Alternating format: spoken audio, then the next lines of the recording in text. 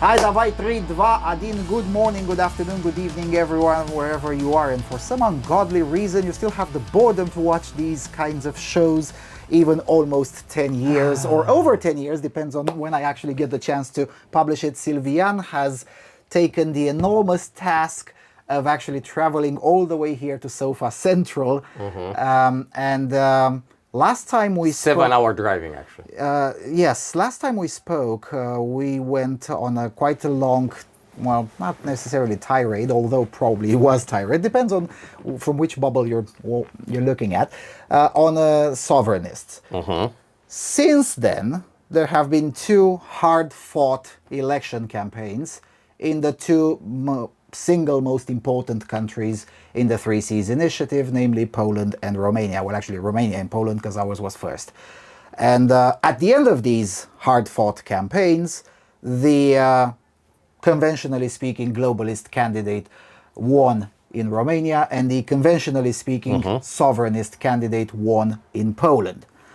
Both in relatively small differences from each other, and most importantly, for the first time in post-communism, they campaigned for each other. The former Prime Minister of Poland campaigned for the nationalist candidate here. The current President of Romania campaigned for the losing side in Poland, for the Liberals, for Rafał Trzaskowski. And that in itself was probably a good thing overall. Actually, a historical achievement, I must say. Yeah. So that was a good thing, because I recently rewatched my video from 9 years ago, building and establishing the Intermarium, and one of the things that frustrated me greatly at the time was that there is very little high-level political connection between the political classes of our two countries. Now, in the meantime, not just the two of us here, but several others in, how should we call them, sofa-leaning thinking circles, have worked tirelessly to break that barrier, I suppose, that stood between the political classes of Poland and of Romania. Now, I said that there were two hard-fought campaigns. And by that, I mean it was a huge clown circus. Oh my God! In both countries. So no, we learned that the current now president-elect of Poland, although he's wanted for political crimes in Russia, we learned here in German-funded media that he's pro-Russian. Actually, aggressive pro-Russian. Yes, aggressive pro-Russian. Yes. Just like we found out a whole plethora of other things. Now, this has also led to various questions, especially from the more conspiracy-minded people, I suppose, in both bubbles, actually, who noticed that there was a lot of similarity in the campaign of all four candidates. So, Nicu Șordan, George Simion, Rafał Trzaskowski, and Karol Nawrocki. Although their profile is actually way different. Yes and no. Yes and no. I mean, that's probably why they resembled, didn't they? It's very interesting that actually the candidates that come from academia won in both countries. In a way, yes. In a way, because you have Nicu Șordan coming from mathematics. He's actually a researcher at the Institute for Mathematics that's related with the Romanian Academy.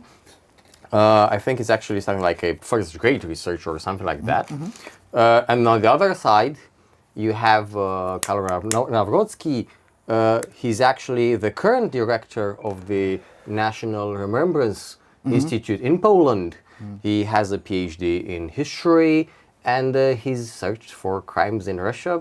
For political crimes? For political crimes, because he was against the memorials of the Soviet army that institute a sort of respect for those who actually raped people in the Polish Republic whilst under Soviet occupation. Yes. So, yeah, but on the other side, you see, you have the losing sides in both countries, only with a master's degree, somehow related to politics. Actually, the losing Polish candidate, I think is specialized in political sciences. While Simion in Romania, he graduated from ASE, it's something like a economics university in Romania, with a master's in history. Yeah, probably. And so mostly it's the same profile, but I think the great difference, as it was seen here in Romania, well, from the progressive bubbles, I mean, we still have tears from the last weeks that have passed. The comments in the first hours of Monday after the Polish elections were just gruesome. Like, oh, Poland should be renamed as Pooland. We are smarter than the Polish because we didn't vote for the pro-Russian candidate. Oh, even the Moldovans are smarter than the Polish.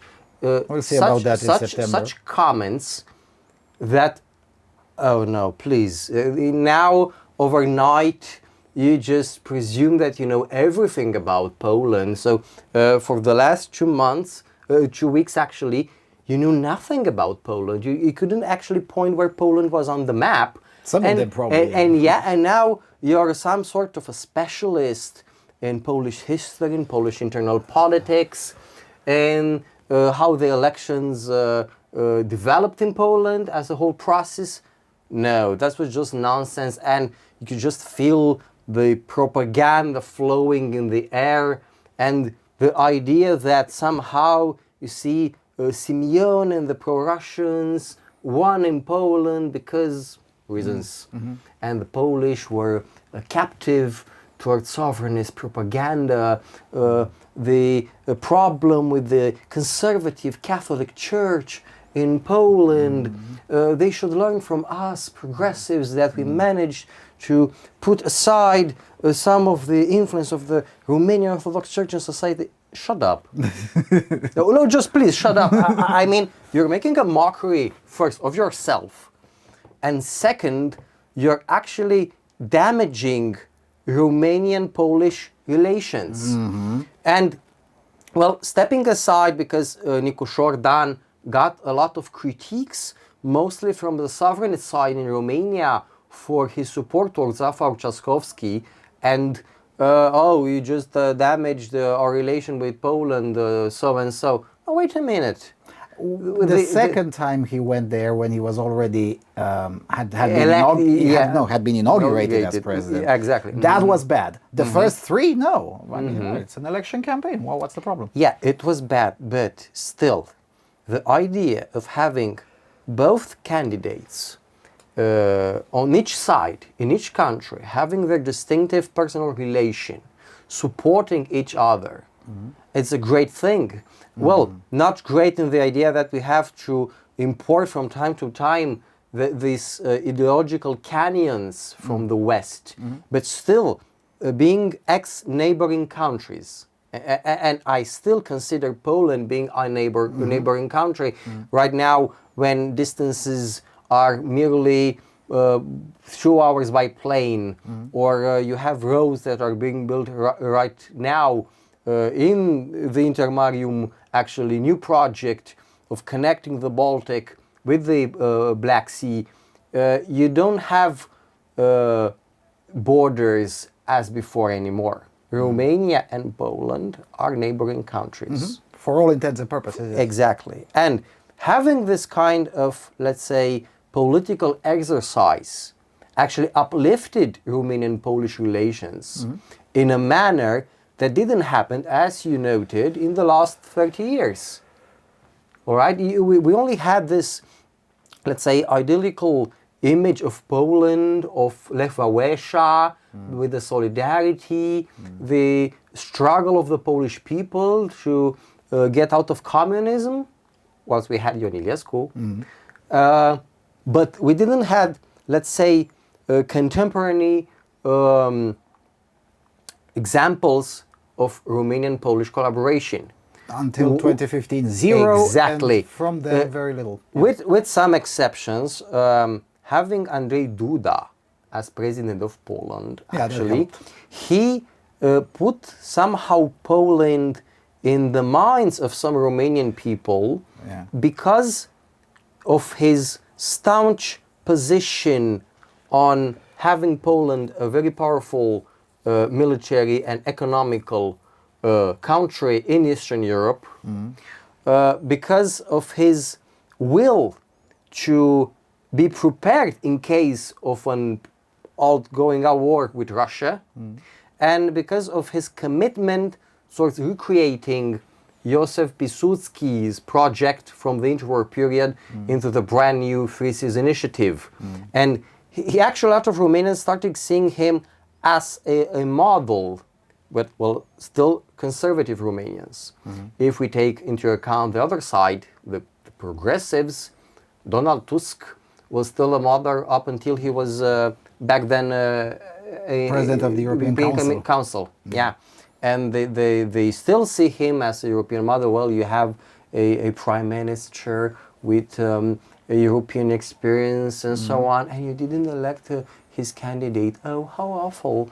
You're like against Brussels. You are... Well, to be fair, I am, so there's that, but... And I think that the worst lie that was put into play in the Romanian current propaganda was that the winning candidate is pro-Russian. Yes. Like, you can say anything. That goes straight up defamation. Yeah, you can say anything, all right, about him, okay?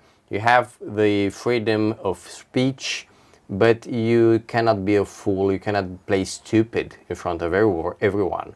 And calling him pro-Russian is just stupid. It's like you don't know anything about Poland.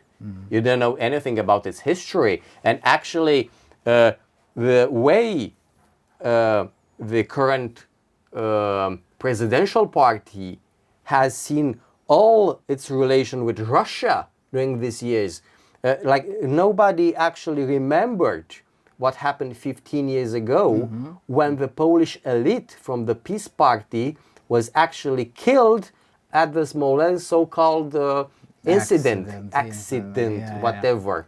Yeah, nobody spoke about Katyn during this period. Well, even now, when the Poles are discussing Katyn, they actually get a lot of flack from Westoids about that. Not much of a flack. I mean, even Kiev, which is of course a little bit annoyed by this, even Kiev doesn't dare to speak too loudly against the current moves by the Polish cultural elite in particular. But the Westoids are really, really pissed off that the Polish cultural elite spends a lot of time thinking about these things.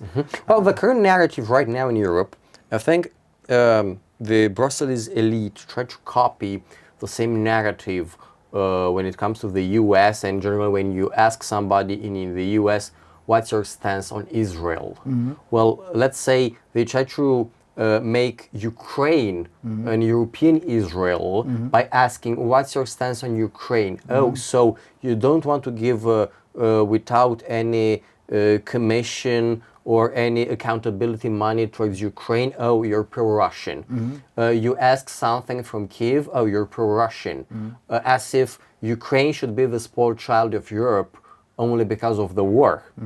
And as if anything would be permitted by the government in Kiev, all right? And because of the current stance of the Peace Party on Ukraine, that Ukraine still has some issues with Poland that should be resolved. Yeah, they will have to be solved. Yeah. Should be solved, because you just cannot leave all these things aside. You have this popular pressure, and conservatives say, all right, we're going to take this stance because this is what the people that voted us asked for. Yes. What the progressives say, okay, the people should just shut up. We're going to pay the media to change the narrative and the view of the people on a certain issue. And that's the great difference between conservatives and progressives. And this is only an example of it. And we still have similar issues. For example, we had the massacre from the 1st of April in 1941 from Fântâna Albă. That's a locality in northern Bucovina where the USSR troops actually killed almost 3,000 Romanian nationals on Easter. And the Ukrainian authorities didn't want it all these years for a Romanian archaeological commission just to come there and search for the bodies and try to make some researches in local archives. Why? Is there anything that's hidden? And because of this attitude towards Romanian authorities, they just create space for conspiracy theories to say, oh, so it wasn't the hand of the Russians in Soviet uniform, but was the hand of Ukrainians in Soviet uniform.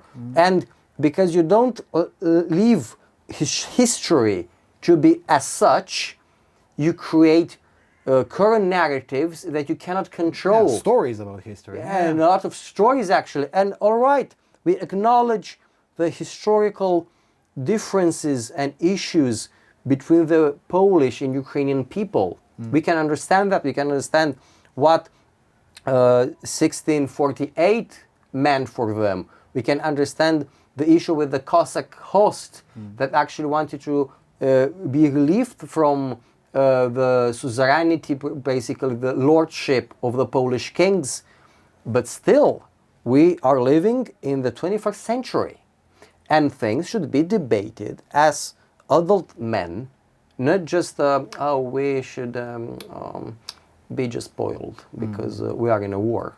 That's not the correct attitude for the Ukrainian authorities. And And to be fair, a lot of that attitude today is more encouraged by the Westoids.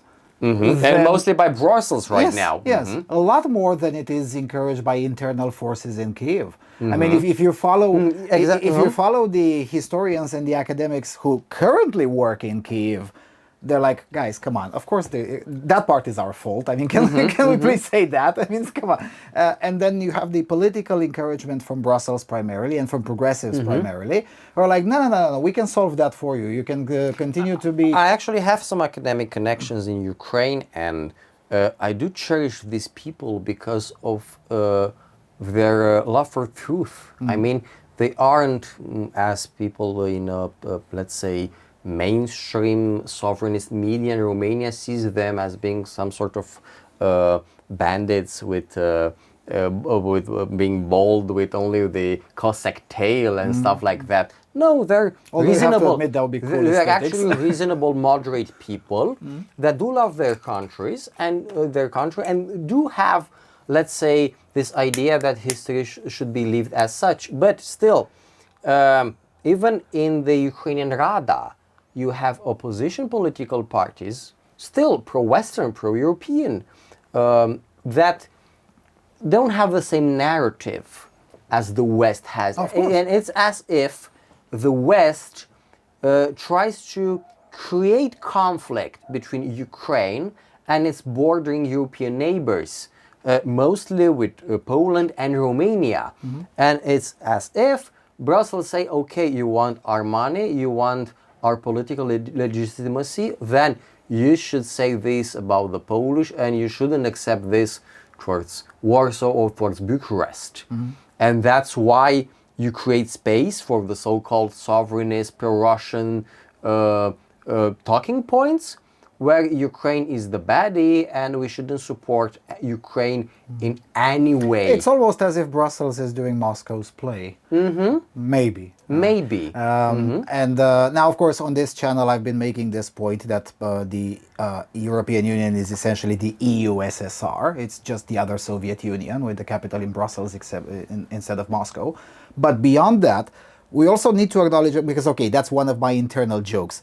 But the reality is that for Brussels, it is actually a good thing if we don't get along with each other. Kudos for Bukovsky. Yes, Vladimir Bukovsky, that would be. A guy who was also defamed by the progressives until his last day of life. I mean, he was accused of being a pedophile in his last day of life. And, you know, had he not died then he would have had to fight that accusation as well. Of course, it was nonsense, like everything the progressives ever said about Vladimir Bukovsky. In any event, it is actually a good thing for Brussels, and of course a terrible thing for us, that we don't get along with each other. Because if Ukraine, Poland, and Romania get along with each other, that is a counterbalance to the Westoids within the European Union and within Europe writ large. Well, I think right now the whole play is as such.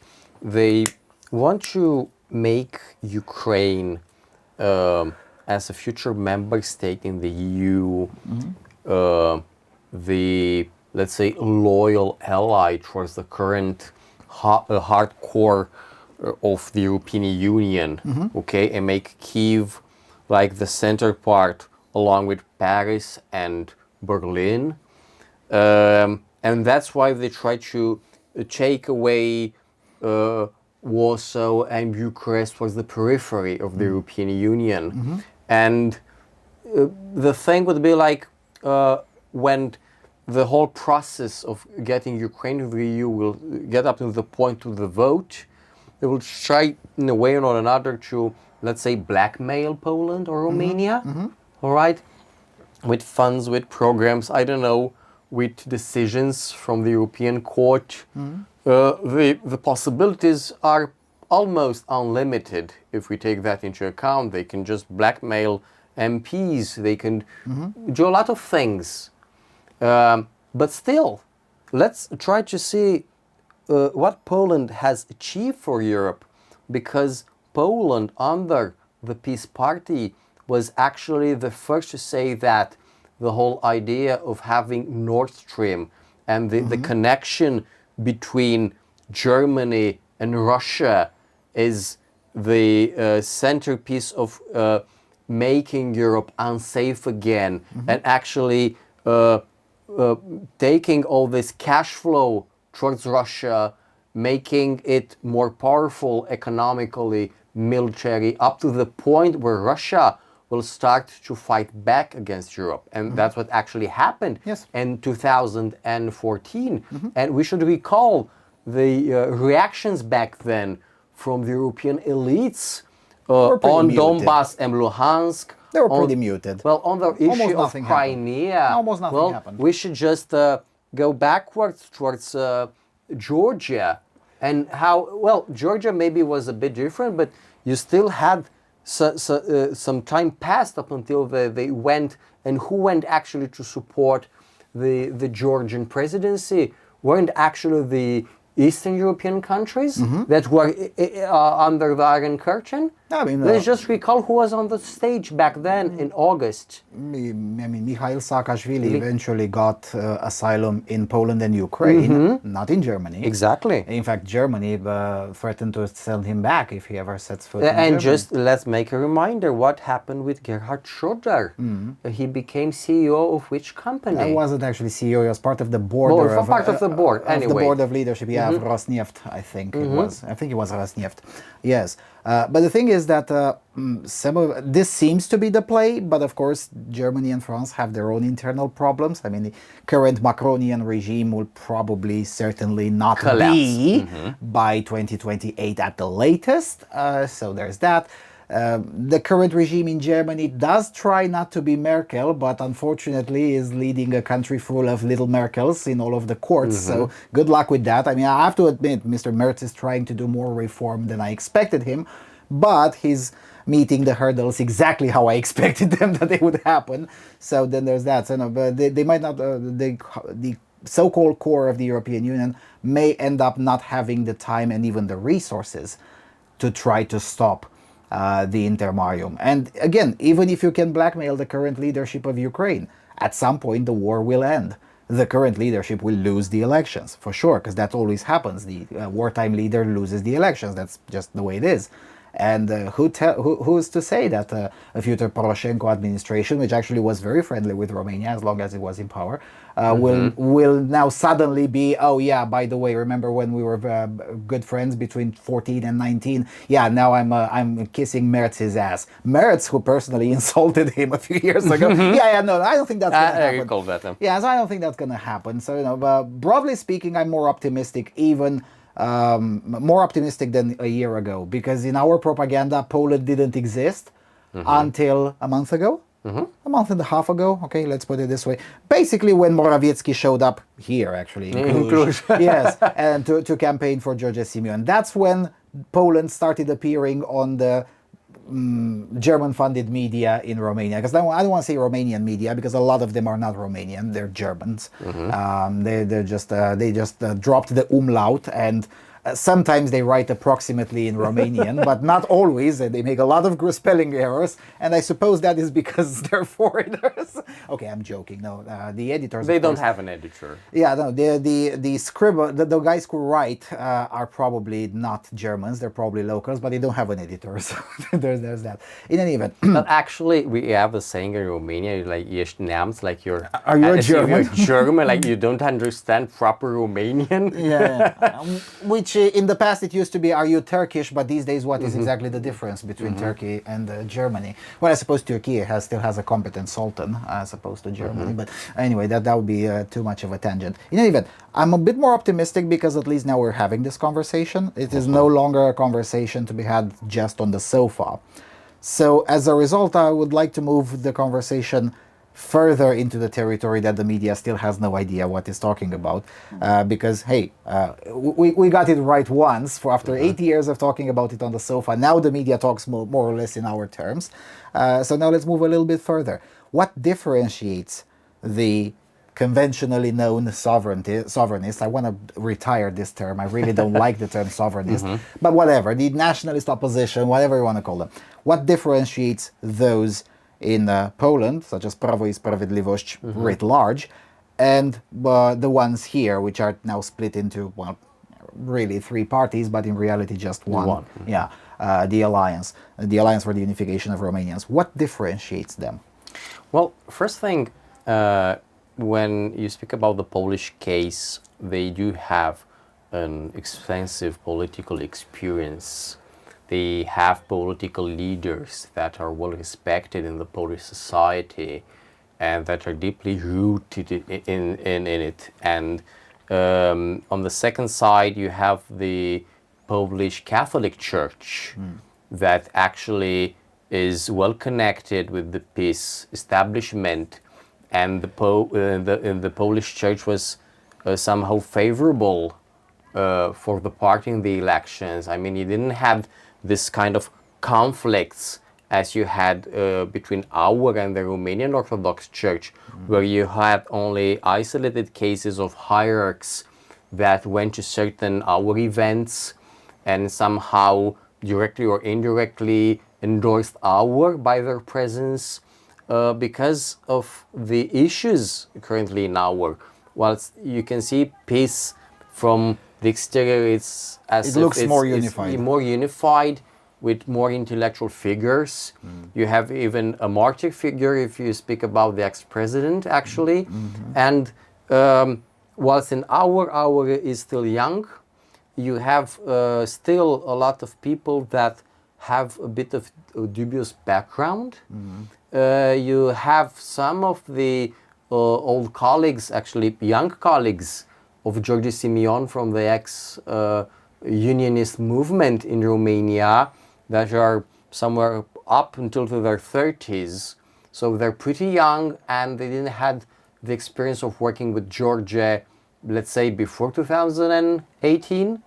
And that's why if you see this difference right now, the old people that worked with George aren't in our right now, are outside the party. Only the young volunteers are with Georgia, and some of them are right now in the Romanian parliament. They're MPs, actually, with no actually counseling position. They're really MPs, some of them. So that would be a difference because, for example, having George Simeon saying some things as I will sexually harass you, pig, towards Szosłaka, having some of his violent episodes in the parliament. Well, the Romanian Orthodox Church didn't want it to be associated with him. Even though you had some conflicts in our, you had some misdemeanors that happened. It was this whole thing that the left tried to somehow, let's say, maybe create a cope on it. The issue with the summer camp from our, where a young girl was actually raped. Well, we don't know if she was, allegedly. Well, allegedly still, but you didn't have, let's say, at least the political damage control done by our in a way that wouldn't raise actually questions.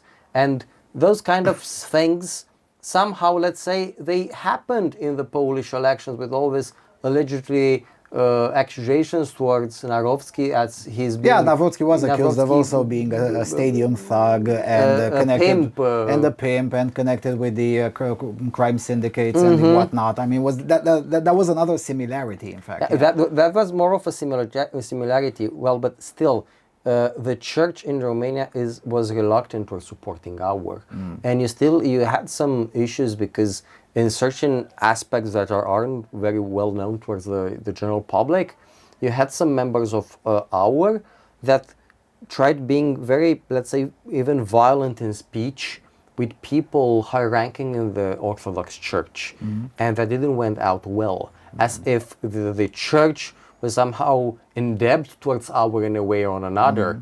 And that actually backfired. That they didn't bring the church. Yeah, such an attitude works if you've been ruling for 4 years and you've been doing some favors. Then yes, but before that, but it didn't happen, of and course, you still. I am not gonna say the name, but you have a current high-ranking our official that said to a high-ranking person in the Romanian church, "Please go into my dick with a certain very." Specific issue related towards Bessarabia, and you just cannot say that. And everyone in most of the high-ranking establishment of the Romanian Orthodox Church knows that episode. Yes. And nobody wanted to clarify it. Nobody actually came after some years with excuses. And people tend to be very formalistic in church kind of bubbles. And if you don't apologize and don't put some ash in your head, you're not gonna work things out afterwards. That is the second thing. The third thing, the stance on Ukraine. Well, it's a bit different because actually our didn't properly address the issue with the Romanian minority. And you still have, for example, Simeon actually putting some gas on the fire with the current elections in Moldova.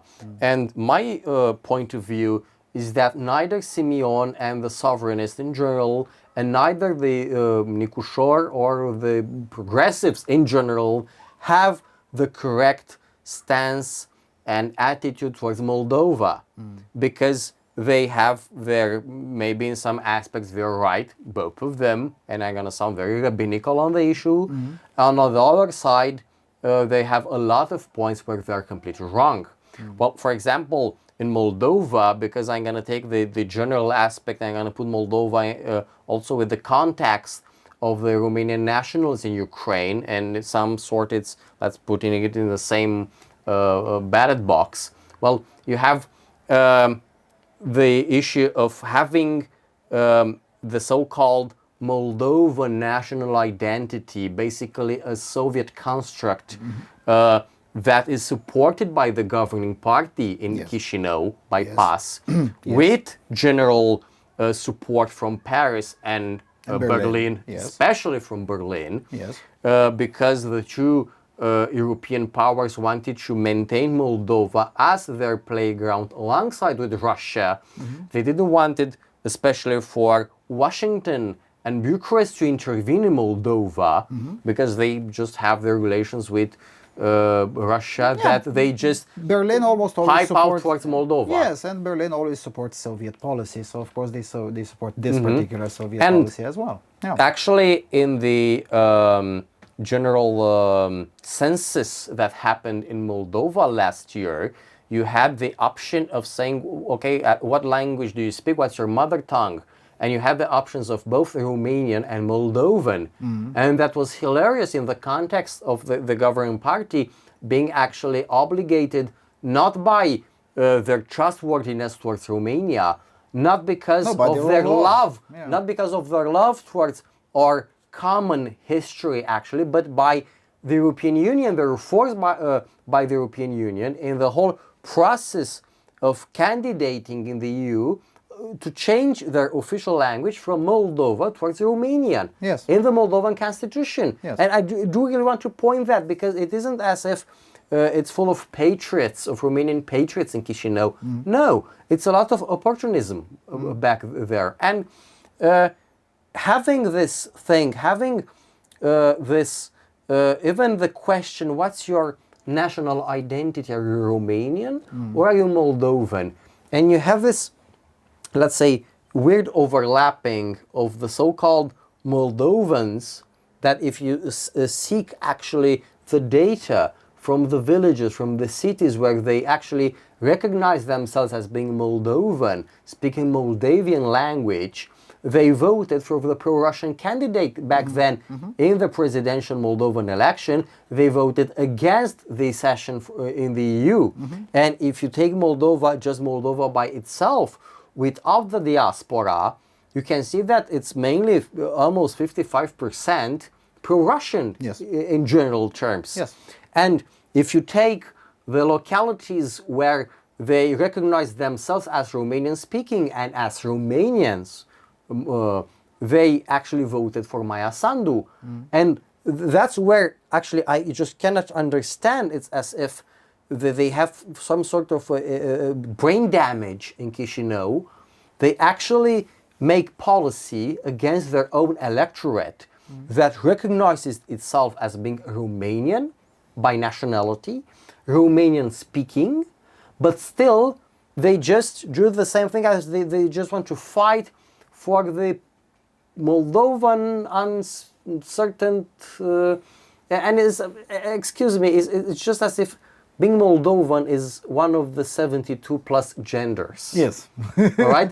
Being speaking. Moldova is a criminal social construct created in the Bolshevik labs at the start of the 20s, because the Soviets actually created on the left side of the Mr. Rieber the so-called Moldovan Autonomous Soviet Socialist Republic. And because they wanted to create this Moldovan identity, and it's still working up to today. And you didn't have the progressive side, all right, with Nicu Șordan, trying to work on the issue. Okay, Nicu Șor played very well when he met, I think yesterday, related to the time when we're filming right now, with the Romanian community in Odessa. That was great. Iohannis was totally incapable of doing such an act, but still no mention of this issue on the meeting with Zelensky. And it's as if you just say something towards your Romanian nationals, all right, I'm going to help you, but you don't give a signal towards the Ukrainian leadership. Now, to be fair with that... It wasn't maybe the context. No. It probably would have been the context. But this is 2025, not 2022. In the last 3 years, things have changed for the better in that. And we should remember, in 2022, Brussels was warning us. And at the time, there were no sovereignists. There was none of this discussion was happening.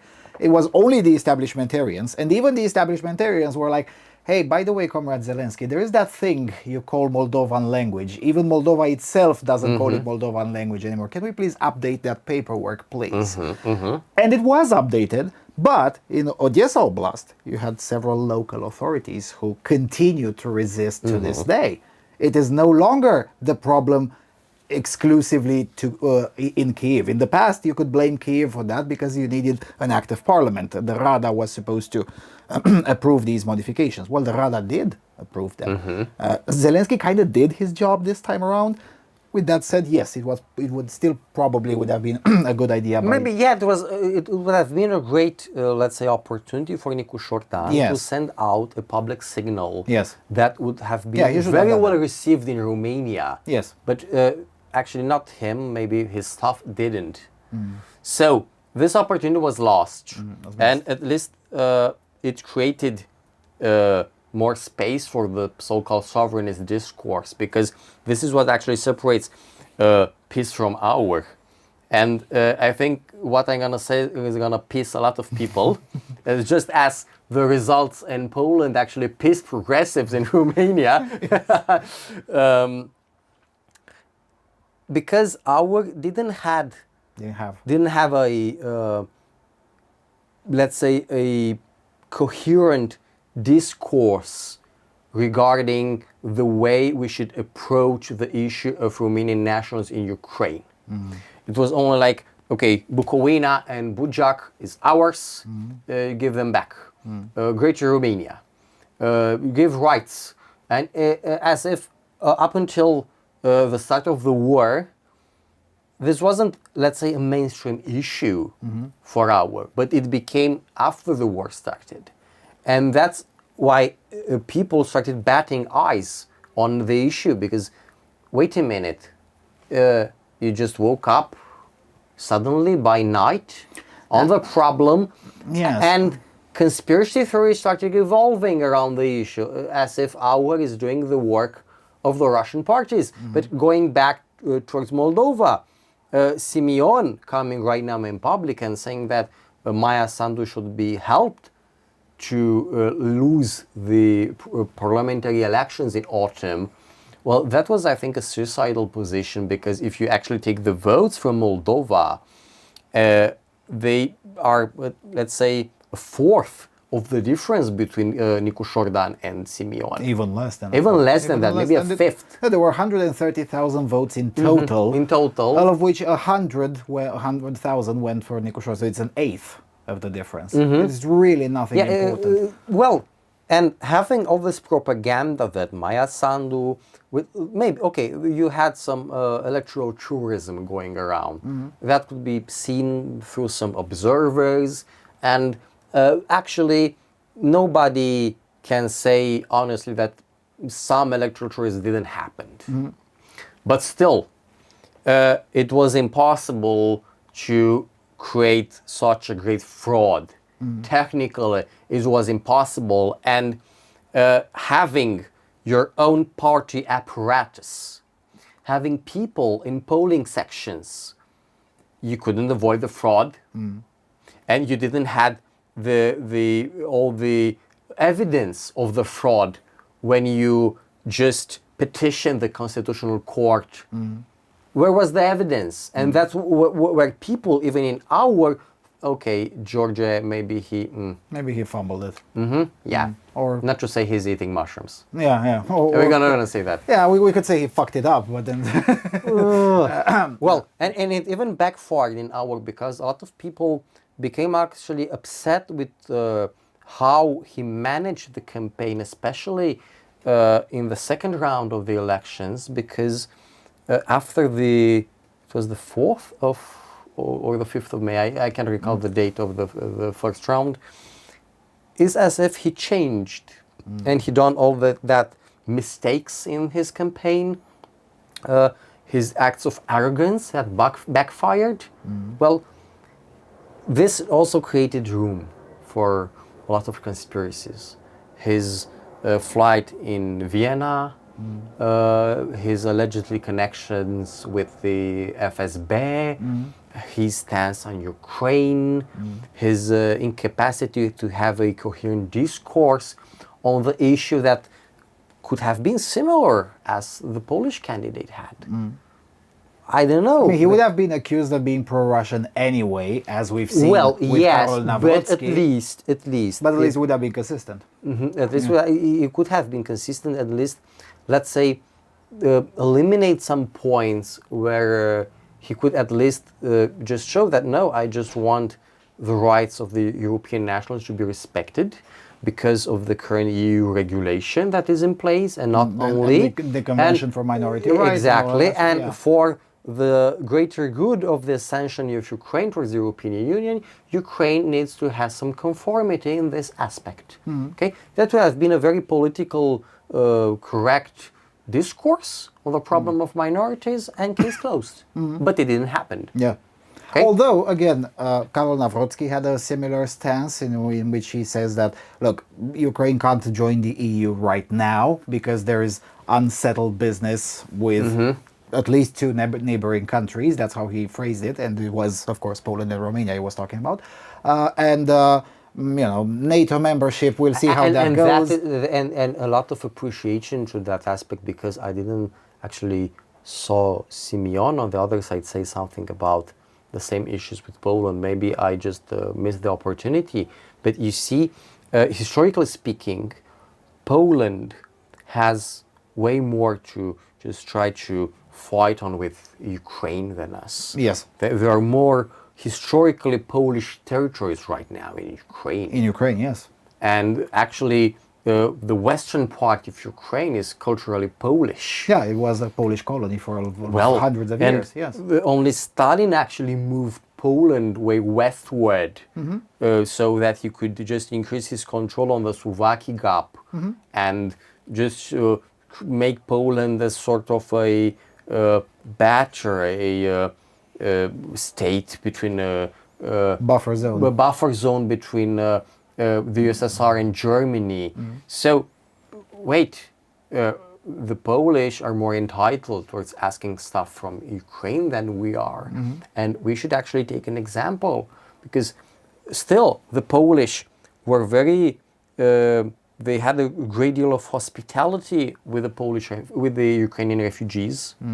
The Ukrainian refugees integrated very well in Polish society. Yeah, the language helps. Okay, you still have the language, but no, that is from my, that for is the example, main- from my information, and please do confront me on the issue, you didn't had, let's say, campaigns as we saw in Romania that Ukrainian refugees are like leeches and Oh, they're no, you sucking did. up No, the you blood did. of No, that did our happen in budget. Poland as well. Yes, of course, that did happen in that's Poland as well. interesting. Of course, it happened even on wide scale. The campaign was called "Stop the Ukrainization of Poland," and I mean, the candidate that embodied this message the most, the candidate that finished third, mentioned from Confederacja, was one of the candidates that pressured Nawrocki quite a bit to make sure to include some negative messaging about Ukraine in his campaign. In the second round. Yeah, in exchange for support from Confederacja. And then, of course, you had an even crazier faction represented in this election by Grzegorz Braun, who was expected to take no more than 2 or maybe 2.5%. He got almost 7. Think of Szosłaka and the former NOA Drapta, and then 2 or 3 other psychiatric facilities, all in one candidate. That would be Grzegorz Well, I Braun think for actually, you. if you add those numbers, they would be almost similar to what actually Georgescu scored in the first round of the annulled elections. Yeah. Maybe the proportion from the population is almost the same. No, that it's very is similar, reluctant towards Yes. this endless help towards Ukraine with no Yes. condition. Yes, yeah. no, And you can understand that. I'm not saying it's not understandable. What I'm saying is that the impression here, and again, a lot of it is because of the language barrier. There are very few people in Romania who understand Polish, and even fewer who follow Polish politics, especially in the media. And when they do, they follow Gazeta Wyborcza and other left and far left outlets, and they never follow the more respectable outlets in Poland. So as a result, most people don't know this. You didn't know this. But no, that did happen. And I'm not saying it's not understandable, but I would also say that one of the reasons so many Ukrainians settled in Poland is because of language and cultural affinity. It is much easier to learn Polish if you're Ukrainian than Romanian, yeah, for than to certain. learn Romanian or, God forbid, Hungarian, right? So, I mean, again, it's not that Ukrainians didn't want to stay in Hungary because Orban man bad. It's because they saw written Hungarian and they're like, no, no. If there are better options there, they're going to. I mean, they prefer to stay in poorer villages of Slovakia than to stay in Hungary. And in Slovakia, they probably have a poorer life than in Hungary. But it's easier with the language. So the language helped a lot. Most people probably don't know, although our Polish friends watching this obviously do know this. There were more than 1.5 million Ukrainians long before the war working and living in Poland. Yes, and I think Poland gives a great, let's say, example.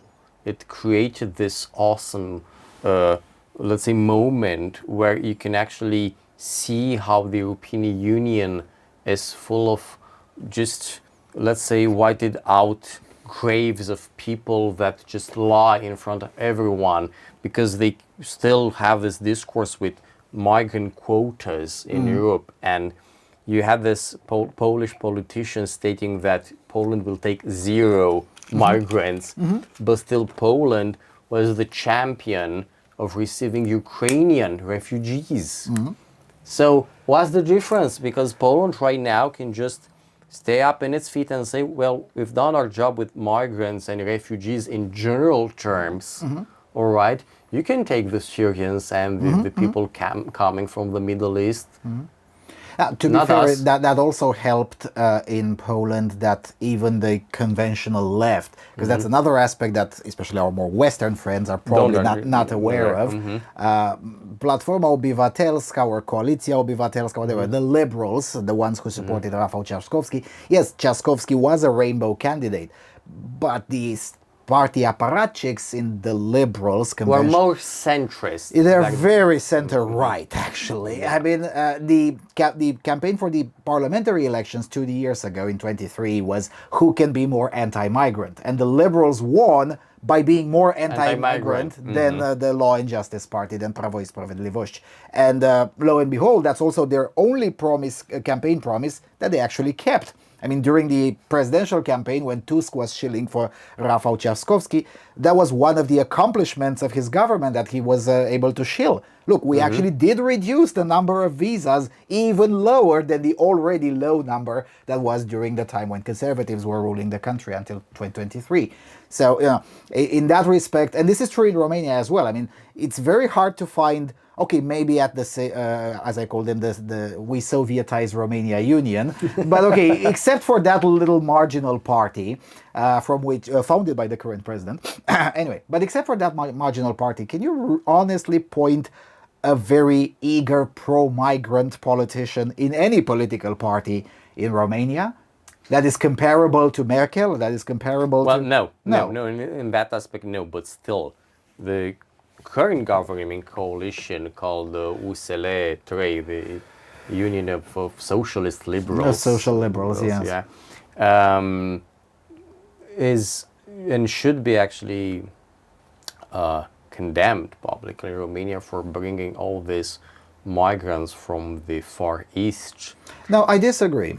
No, I fully disagree. First of all, they didn't bring them.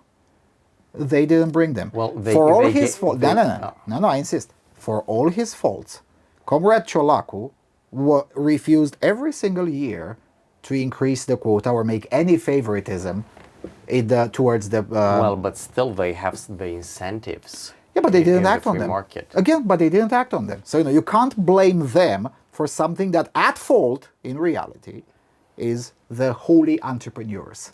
And because of that flag behind us, we're supposed to not shit talk on the entrepreneurs, but I'm sorry, on this one, it's the entrepreneurs who are at fault in their totality. And of course, the mighty consumer as well.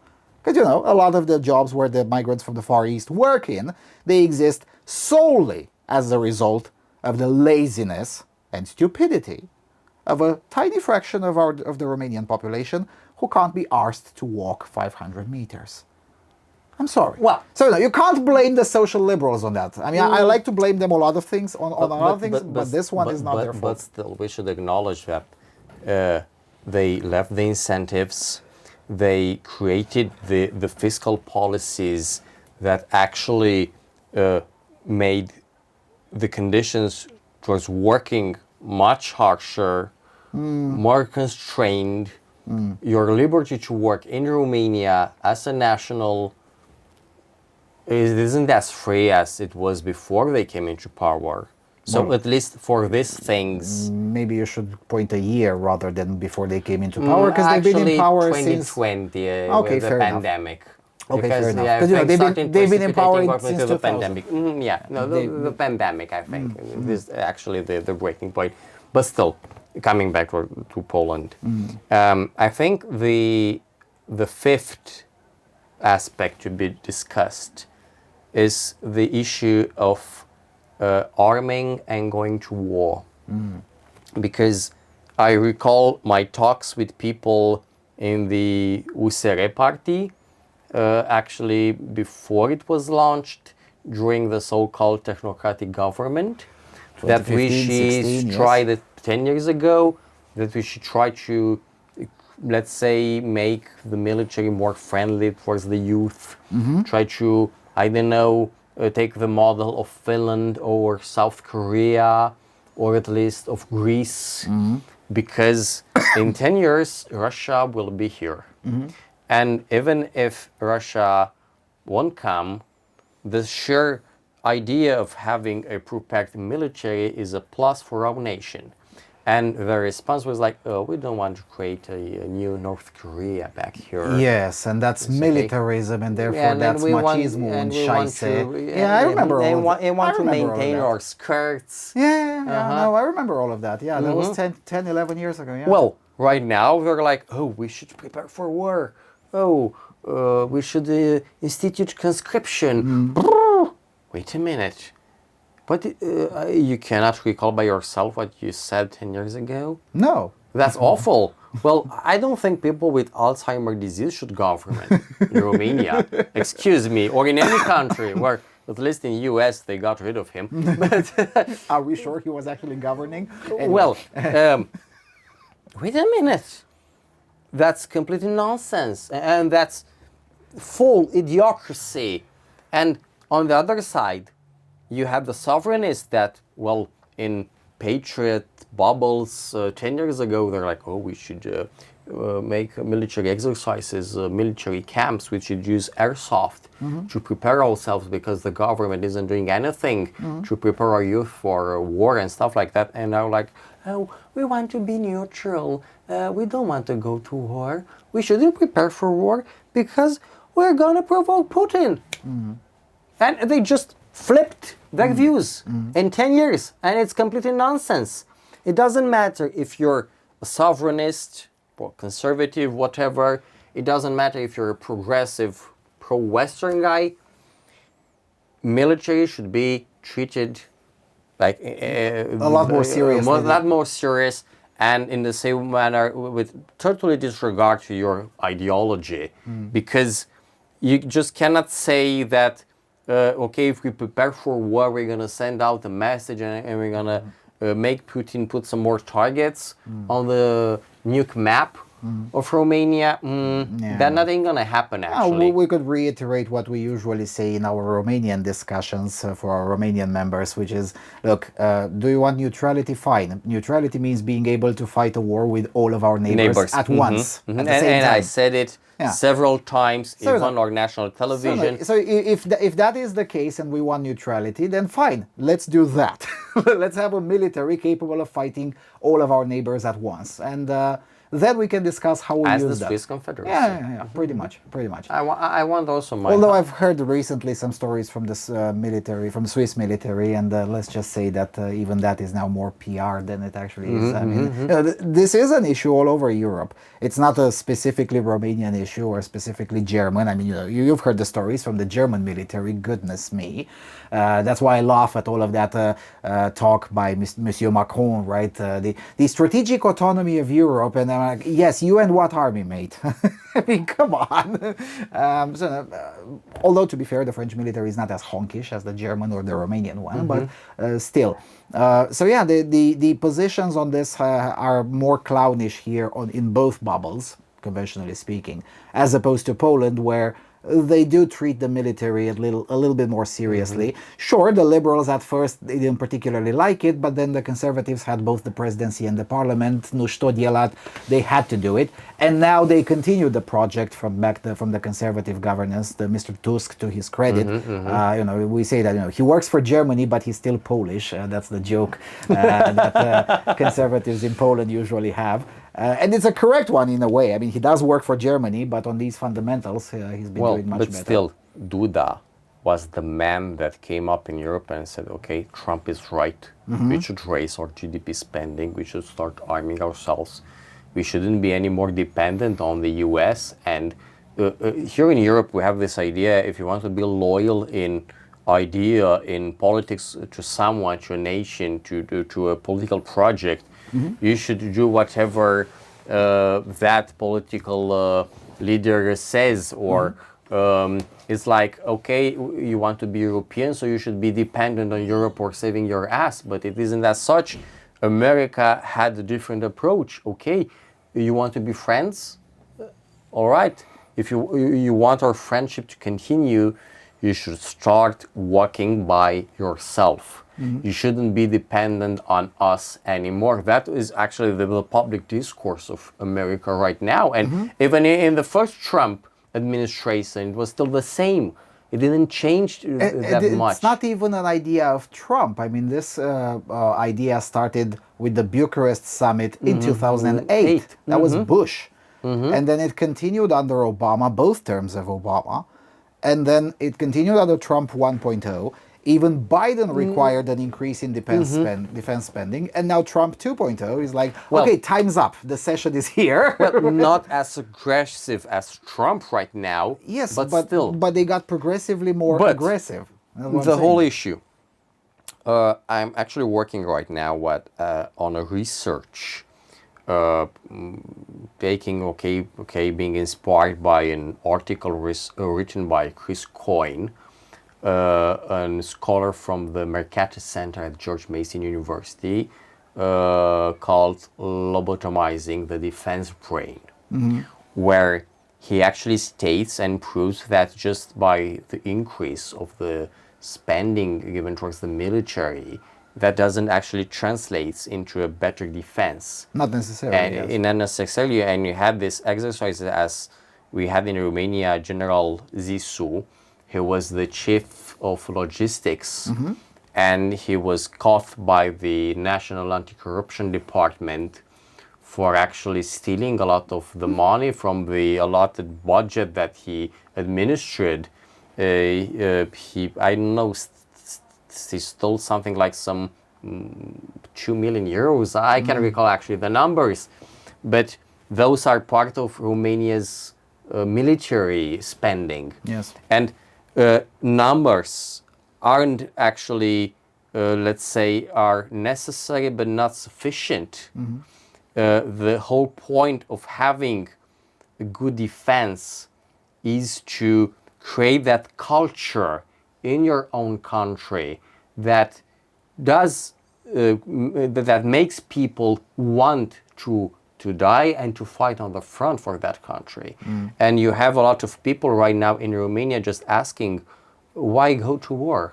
To defend their businesses, to defend their arses, to defend their vacations abroad? No. Fuck it. We're going towards Italy, we're going in Spain, we're going to our relatives, but we won't die in Zelensky or Bolojan's or Nicușor's or Maia Sandu's war. That's the general discourse in Romania. And it's as if people are actually willing to just give up to whatever they have here physically because of the bad politics that we had in Bucharest. And on the other side, you can see Poland having great investments in military. They had contracts from South Korea. Now, to be fair, there are quite a few of those here as well. But a few of those not as in Poland. Actually, I think Poland right now is the greatest external, the greatest European customer of South Korean military Could be, yeah. complex. And but still, Romania didn't have the same acquisitions as Poland. And in a way or another, we're much closer to Russia, judging on Crimea. That in Crimea, on the other hand, Poland directly borders Russia. Directly borders Russia through Kaliningrad. Well, you didn't have the maturity. Okay, let's see just who ran our Ministry of Defense. You have General Piglet. I can recall the Looney Tunes. The guy who was prime minister? Yeah, that guy. Nicolae Ciucă, but I can recall actually the character in the Looney Tunes cartoons with the piglet that resembles Nicolae Ciucă. Porky Pig, I think. Pig, yeah, yes. Porky Pig. Yeah. Okay, we had Ciucă. Okay.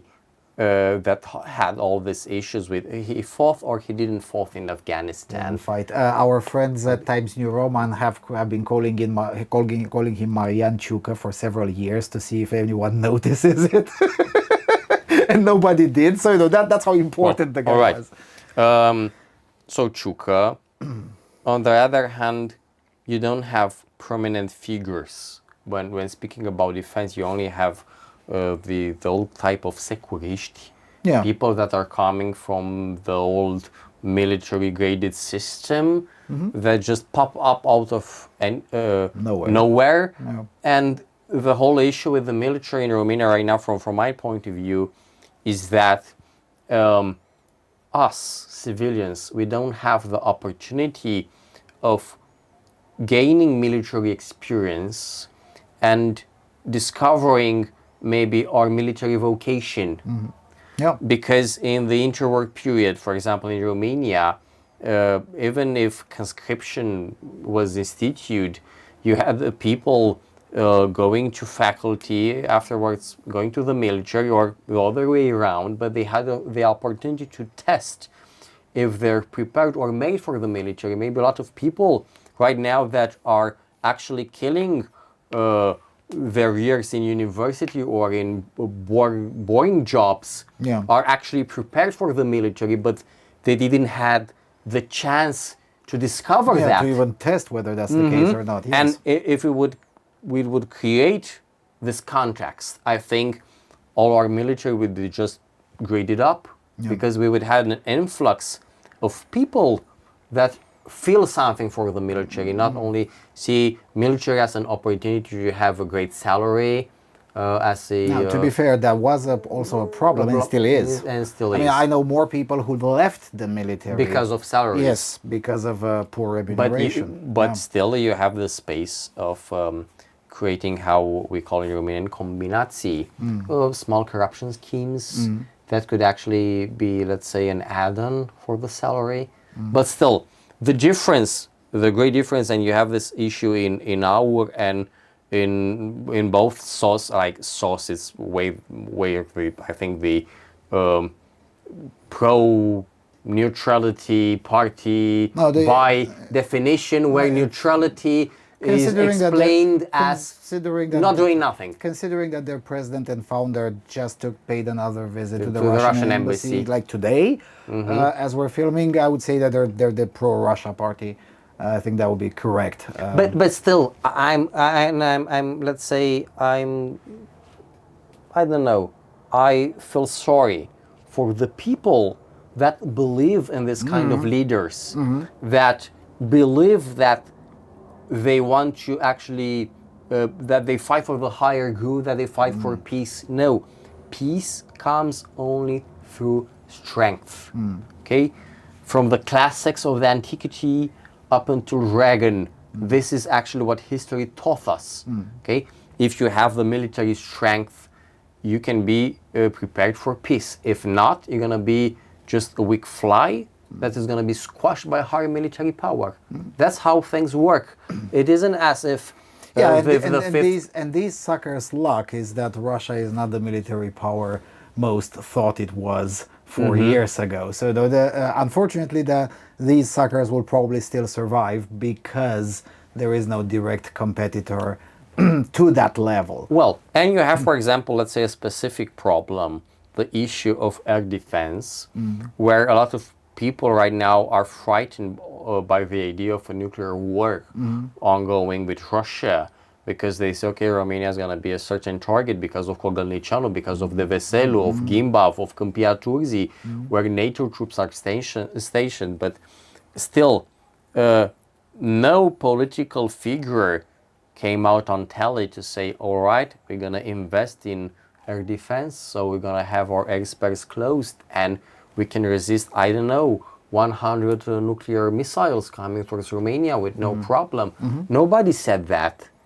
Yeah, and that is a continuation of a very old issue, the what we would conventionally call state propaganda. Put simply, sucks. I mean, you know, the Ministry of National Defense, their account on X is of lower ranking than mine. And my bio on Twitter says I despise Twitter, therefore I troll. And even so, my account is slightly higher ranked than the official account of the Ministry of the Romanian National Defense. They couldn't even find $4 to get a blue tick on it. They couldn't even find that. So when the current regime, Nicu Șordan included, the current muhabarat, whines about disinformation and whatnot, and I'm like, guys, you do have a point, but what have you been doing about that? Because ultimately, I get more serious questions on my Q&A sections every year. Every year, we do 7 hours Q&A on the Romanian podcast. And about a third of the questions are questions that should be asked to the regime. And we are asked to clarify all sorts of military things. And on some of them, I actually do know the answer, and I do gladly provide it. But I'm like, this shouldn't be my job. I'm a random dude on a sofa. Why is that my job? What the hell is the regime doing, considering that we spend the most on intelligence and national defense in all of the European Union? The intelligence community all over the European Union spends 4 billion euros a year. 1.2 billion of that is spent here. So with this huge And we still have the highest number of securiști per capita. Yeah, so no, with this intelligence officers. Yeah, with this huge intelligence apparatus, I'm like, what are you all doing? And of course, we both know the answer to that, but it's definitely not what they were supposed to be doing. From that perspective, in Poland, they've been able to counteract some of these threats with a lot smaller number, with fewer personnel, less personnel, right? The Polish Mukhabarat is also pretty big, but not as big as ours. And still, the sovereignists in Poland actually try to cut it down even more. And that's maybe another difference, because you don't have those kind of old intelligence officers in peace, whilst in our you had a lot of dubious colonels and quite a few people coming from the whole intelligence apparatus, and that just batted eyes for everyone in the public sphere in Romania. Yeah, like made that glows. They just glowed in the dark. So, and that's another difference, maybe. Right. There is. I mean, why is this the case? I mean, we've emphasized the differences between PIS and our. Why is that the case? I think there are only things related to the local and national context. I see somehow that maybe Poland, it's much more sovereign than Romania, because the differences between Polish conservatives, sovereignists, and Polish pro-Europeans, progressives are, I don't know, smaller than the ones between the Romanian sides of the political spectrum. I think the Polish people has more sense of working together, because even when Tusk was elected, it wasn't, let's say, like a cataclysm. No. In the conservative part of the population that didn't voted for him. Whilst in Romania, you have right now an ongoing, let's say, Facebook civil war, all right, between the two sides. And you can just see like the same picture with different comments. You have the picture with Nicușor, Maia Sandu, and Zelensky. People were like, oh, Muk is saying a joke. Muk actually means... nasal secrets. There isn't actually a word in English. Yeah, you don't have a word in English. No, not really. Okay. Muk is making some jokes towards Maia Sandu and Zelensky. Haha, he's gonna take us into war with Putin. And the progressives with the same picture, we are well represented by Nicușor Dan for the first time in our history. And you have this confronting narratives of the two sides. That the funny thing is that they're both wrong. Yeah. And that's what actually I fight and I stand for. I don't believe, and I want to destroy this lab-created narratives and differences of being sovereignist or conservative and respective progressive and pro-European, because we are the same people.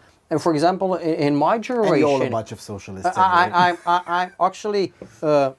I was condemned by some sovereignists by only having an extraordinary ability of speaking with progressives and actually creating, let's say, a middle point between the views, because actually in politics you just cannot have extremes governing.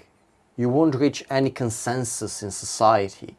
You need to have some middle points on it.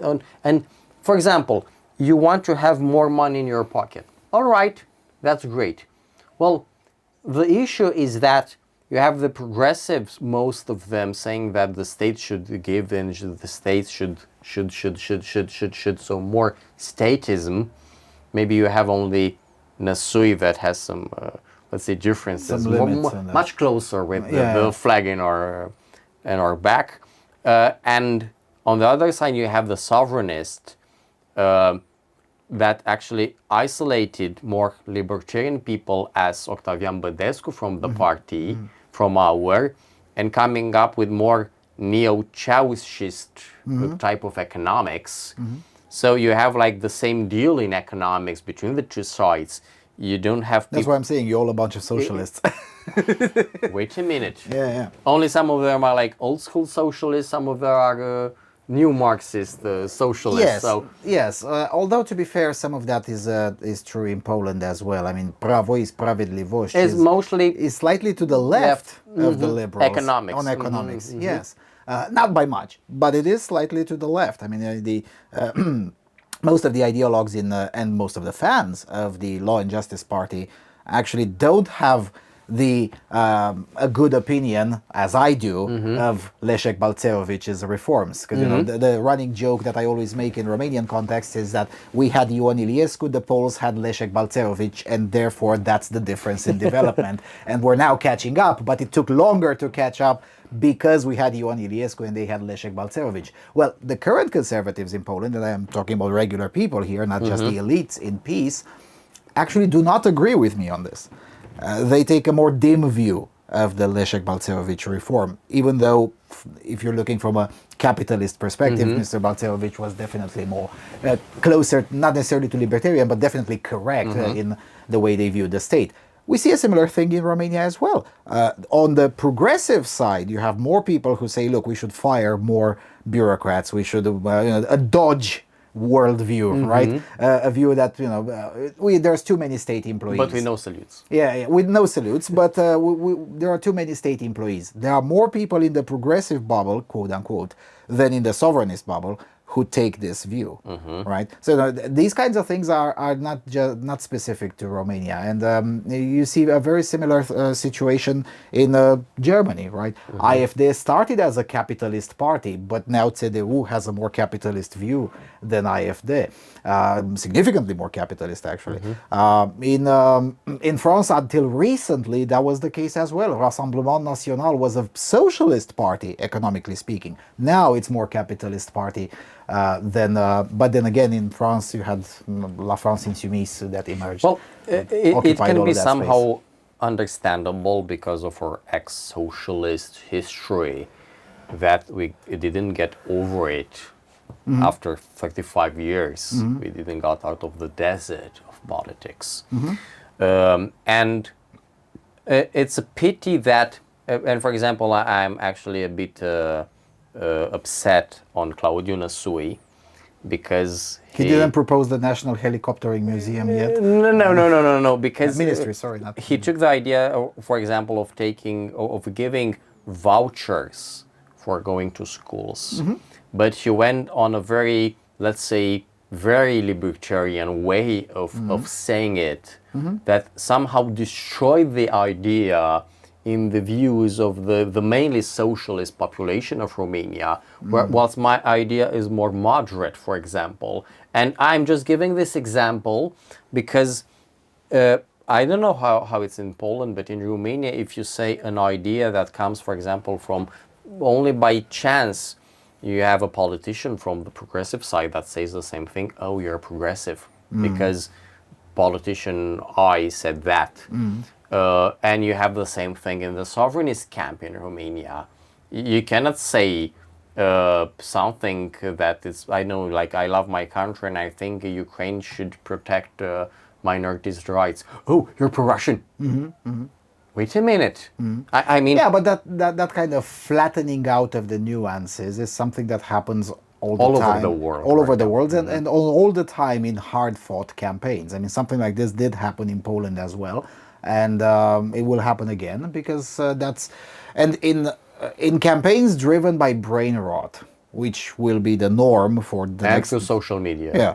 And by short 3-second TikTok videos, because that's brain rot, essentially. In campaigns driven by that, And after the episode with Călin Georgescu, we know that this will be a permanent fixture in our campaigns. The same will be the case next year in Hungary. If Magyar Péter manages to win against Orbán Viktor, he will win based on being more competent on brain rot. And he does sound to be more competent on brain rot than Fidesz apparatchiks. Well, so that's an issue for a conservative like me, because should I actually get into the brain rot game, or should I actually try to, let's say, stop all this brain rot and help people understand how politics work? Both. Okay. Both. Oh, well, that's an... Is it difficult? Yes. But yeah, it is difficult. There is no other way. Because, and if you only have to choose one, compete on brain rot. Because if you don't compete, then you don't exist. Mm-hmm. So not competing is not really an option. That's the problem that our Romanian sovereignists and conservatives didn't understood all these years, because you had all this civic initiatives, NGOs in Romania with some sort of, let's say, a nationalistic, patriotic, Christian Orthodox view on the world, and some of them just got into our work, or they publicly became our supporters. Yes. And they abandoned their scope before politics. Whilst in Poland, the conservative... They kept both. The conservative civil society is in place. It isn't as if the National Institute of Remembrance just dismantled after the election was won. So it just became actually powerful.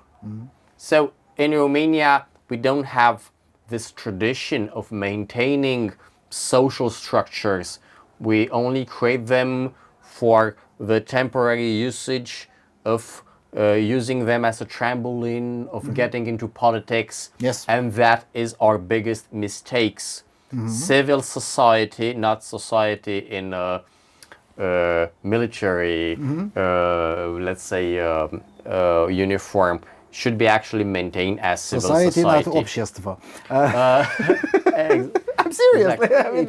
So I think that's another difference that just created this awkward situation that you have like different approaches and mentalities between Polish and Romanian conservatives, because the Polish are far more Western in culture. Okay, let's do not forget they have a parliamentary history that is over 800 years old. Not that way. Not Maybe, that old. okay, the same actually started in those kind of gatherings that was specific to the Slavic people, but we don't have that tradition in Romania. We used to have it. We used to have it. We lost it. But not in the same degree as the Sejm. The Sejm has a tradition. It's an institutional tradition of the Polish society. Whilst in Romania, we just change forms of doing politics, let's say once every 40, 50 years. And that's why we don't have this consistency of being able to propose candidates and political solutions, formulas that can actually make the people govern, not the, I don't know, military elites that back the political actors. Okay, that's another difference. And I think another thing that should be said, I don't think we learn from our lessons as a people. It's just, it is what it is. I think the Polish are more, I don't have their ears and hearts more open towards their history. They internalize it in a better way than we do it. Because I think we actually just lose our touch of facts in one electoral cycle or two. We just forgot what happened in our history. We didn't condemn communism properly. We just gave the second echelon of the Communist Party power after the so-called revolution. that didn't have a anti-communist character. It was more anti-Ceausescu than anti-communist. All right, you had actually the second person in the Communist Party coming into power in Romania. So we And then didn't change too much. being re-elected 3 times. And you have the current in Romania, you have the New Securitate, all right, with Coldea and the progressives in the Romanian secret services, fighting with the all the National people communists. from national communists coming mostly from the external direction from the communist Securitate that were behind Georgescu and some of the people that got into our and started afterwards this dilemmas if our is a creation of this kind of guys or not. So it is what it is. Right, but on the topic of civil society, I will still note strike a more optimistic tone. We didn't have the time, and even under those conditions, more recently, some small and medium-sized civil society institutions these days and this decade, some of them are turning 20 years of activity, 15 years of activities. Heck, even this sofa, Almost 15 years here. yeah, heck, even this sofa is now 10 years old. So no, slowly. I mean, you can't burn through stages. You have to go through these stages, and this applies to civilizations and societies just as it applies to individuals, right? An 18-year-old can't be president not just because the law says so, but because the 18-year-old didn't have the time to learn all of the skills to become president. Right? Well, but they created a so-called conservative institute, the Mihai Eminescu Institute for Conservative Studies, something like that. I hate that name. But I would have called it the Institute for Social Research. well, I'm serious.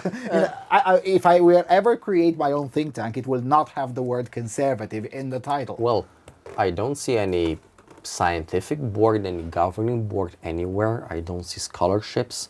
I don't see policy analysis, policy work from that institute, and still our has a lot of money. Where did all that money go?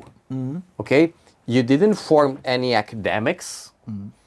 You, wait a minute, we want an Intermarium college in Bucharest, or maybe another Romanian city, not Bucharest.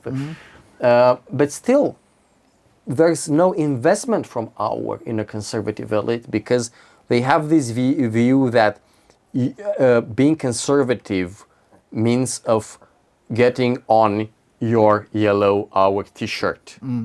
But that's not the case. Okay, you can just support an ideology, and you have this obligation of supporting an ideology, some talking points, some policy views.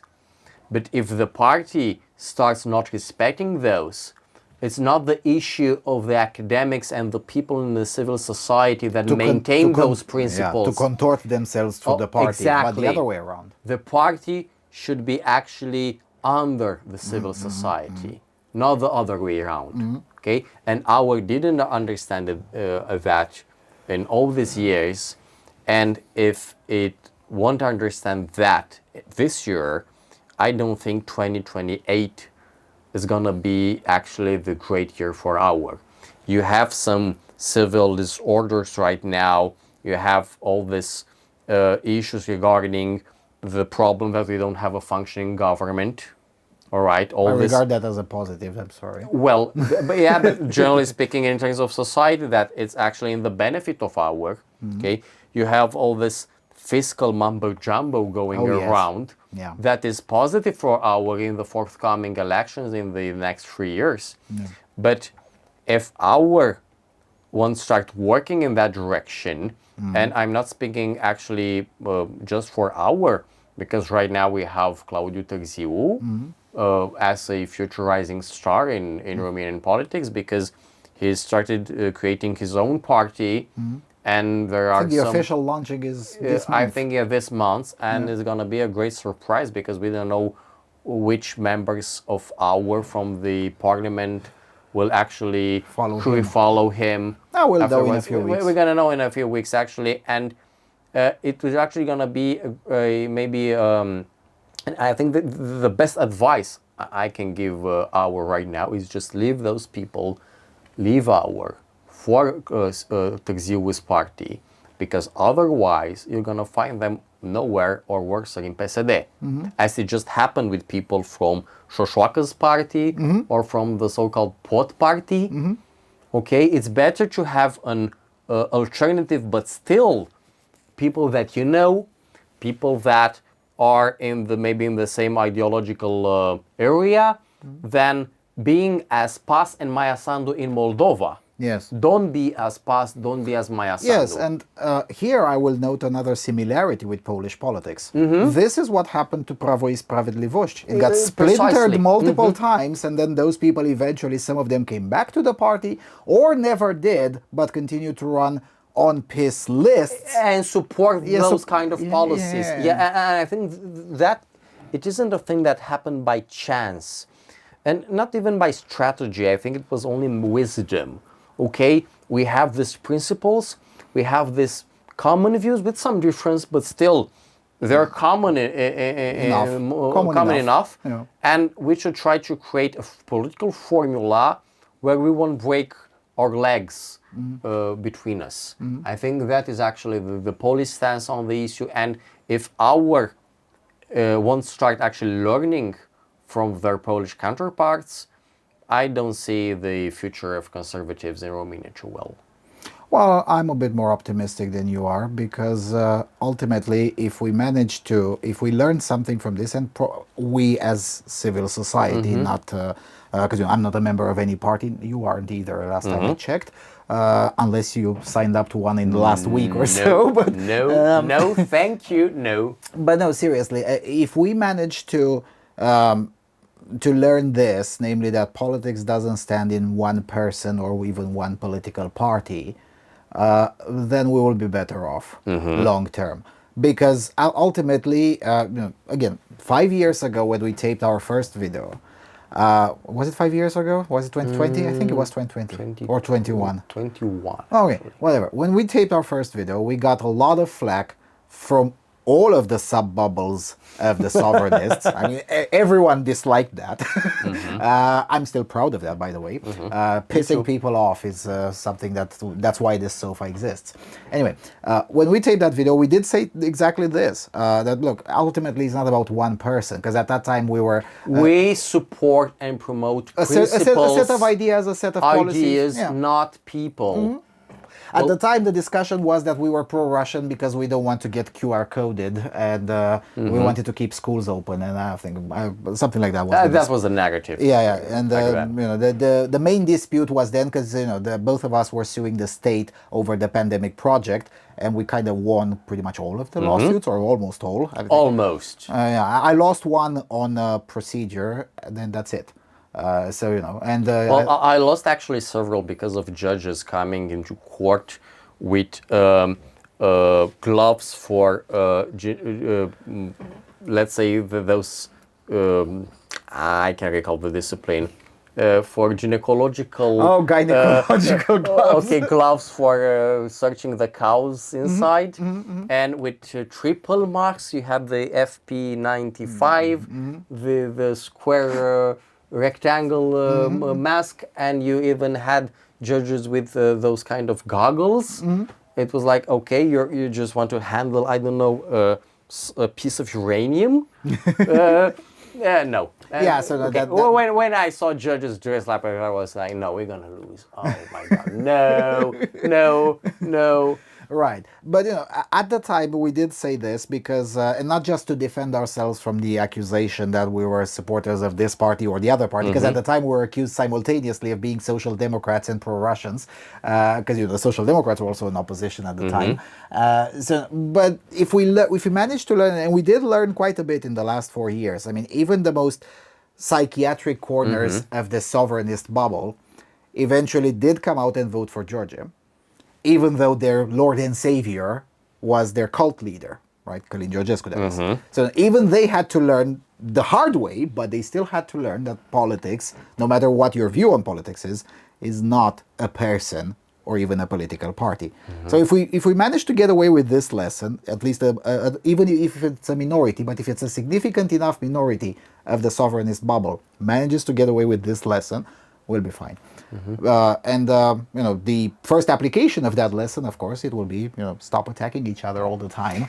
Because that's what worked in Poland in the end. Because Karol Nawrocki is definitely more reasonable and much more of a approachable politician than Grzegorz Braun, definitely, right? Grzegorz Braun, again, being that guy that burned down the Hanukkah candles and all that. But he needed that guy's vote, right? And somehow manages to get that guy's vote and get himself elected. But still being a reasonable person. Yes, and without and manages it in such a way without attacking the fans of that guy. Whereas this is something that we're still not good enough at doing in Romania, at least on the non-left side, let's put it this way, for lack of a better term. We're still not good enough. We sometimes still do fall into the trap of attacking on the internet, the guys call it the punching right. Now, I don't like the term punching right because a lot of those people are to the left of me, not to the right. But in any event, we're still not good enough at maintaining some sort of organic discipline. Yeah, that's the term, organic discipline. Actually, in elections, people are very sensitive towards victims of political attacks. And if you engage in those kind of attacks, like you boo a certain profession or you threat, let's say, the political status of a respective group in society, as, let's say, Georgia happened to have done with people in public administration. I think that was his biggest mistake, saying that you have 500,000 people that can just get fired. Yes. All right, I can understand the idea, but I think he was too modest. well, during campaign, millions. Just shut up. That was a bad idea to put out in the campaign. All right, it didn't get out votes. Actually, you lost a lot of votes because you just gave the opportunity for the other side to say, okay, you're a public servant, you're going to get fired if Silvian comes to power. So this kind of political discourse, I think, maybe more moderation in some aspects would maybe create more empathy towards voters. But maybe that's my catch on it. Maybe I'm wrong. No, the reason I disagree is because the coalition that got Nicu Jordan elected also contained elements that agreed with that, and they were very vocal in the campaign as well. So, if anyone lost votes... But still, the mainstream media kept them somehow maybe under control. If anyone lost votes from that, it's both that lost votes, because both coalitions had voices like that. And the reason is because they are right. We do need to fire a lot of and still, public servants. I think one of the thing that the Romanian conservatives lack is having a real conservative press. Yes. You only have journalists that are actually connected to the deep state, that have contracts and have had in the last years with PNL, with PSD, and you cannot, I don't know, suppose that right now when they just woke up and they will support sovereignist politics by chance. And we saw this with Realitatea, where actually they flip-flopped. During the campaign, and actually Georgescu was killed in that way. Because if you support a certain political candidate, the first thing you talk with him, you talk with the staff, are there any questions we shouldn't put out? And the whole thing, I recall with, I forgot the name of the bald guy from Mediaș. Potra, yeah. He was asked, do you know Horatiu Potra? Do you know him? Really, do you know him? And having Georgescu denying several times the thing. And afterwards, you had videos of them being together on the same television channel, and that actually started the whole killing of him. It was, I don't know, a scheme of getting more money from Georgescu's campaign. I don't know, but I still. don't know, and quite frankly, I don't care, What I do care more is that Realitatea managed to convince. Yesterday, the New York Times wrote about the whole hula-baloo about the Romanian elections, and the New York Times, a former newspaper, writes at some point about Georgescu and Realitatea, and then between brackets, a 24/7 conservative broadcast channel. Now, I'm sorry, it may be a broadcast channel, but conservative, come on, man. Come on, man. Right. So, that is a bigger problem indeed. And that won't be solved. And our, for example, invested in some They had their own websites. press, yeah. They have their own network, but it's very shady somehow. I don't know, it's maybe some internal press or something, because they just don't pop up towards usual people. Yeah. Like they're only shared in their internal political groups, and maybe to create this impression for the members that, there is one part of the press that supports us. No, it's a part of it is straight up incompetence of managing a communication operation, and part of it is a disruption because Claudiu Târziu left. He used to manage that. The rest of the media called it the Our Trust, right, as in media trust, which, to be fair, it wasn't actually a terrible nickname because it kind of acted like a media trust. And it was working really well until Claudiu Târziu said, okay, I'm out, but I'll shut up until after the campaign. And to his credit, he did shut up until after the campaign. But he was fair on it. yes, but that also meant he shut up with the trust. So all of the propaganda sites and pages, all of them just suddenly stopped for several days, I suppose, until the technicalities were solved and Târziu surrendered the control to the rest of the party. But the problem is that whoever replaced him is clearly less competent than he was. So some of it is competence, for sure. One other difference actually popped up in my head. I didn't saw in the Polish election any guy as Horatiu Potra, like PSD, ex-military from the French Legion, just popping out as a bodyguard for Georgescu, and a very curious person that created a lot of question marks in Romania. Well, first of all, there are very few ex-French Legion in Poland. The French Legion, the French Okay, not necessarily French Legion. is not popular there. It's popular here, but it's not popular there. On the other hand, there were dubious figures who acted as bodyguards for Karol Nawrocki. The liberal press did try to create the exact same narrative. But the problem is that in Poland, well, Poland is populated by Polish people, and Polish people don't give a shit about this. So as a result, that narrative died off really fast. But not because for lack of trying, but because the populace just didn't care. No, that did happen in Poland as well, but nobody cared. And again, I don't think it's necessarily a bad thing when you are a surging opposition leader to have non-state protection. Well, no, the idea isn't bad, but the way it was put it out into scene in Romania, actually, it was more amateurish. Yeah, it was more amateurish, and created the space for conspiracy, for out of news on it, and it was exploited up to that point with all those arrests, all those issues regarding the links with neo-fascist movements. Yeah, that created. One other thing that the Poles did right and ours didn't is the ability to say yes and.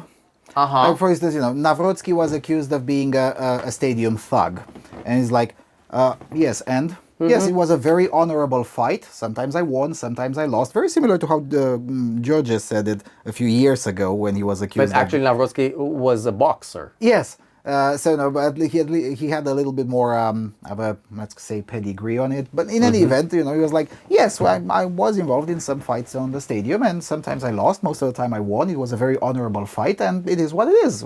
And what? Yes, and. And that created enough energizing in non-leftist base. And he was like, that sounds based. Yeah, sure. So this guy isn't actually just an autistic nerd. He can also be based. which is awesome, right? I mean, he won the youth vote on a very spectacular margin. Now, to be fair, George Simeon also won the youth vote, but we're a slightly older society, so enough boomers can still flip the elections, which may not be the case in 2030. Hello, Mukhabarat. But anyway, that's a story for 2030. But what I'm saying is that our guys, and by our guys I mean ours from Romania, in that sense.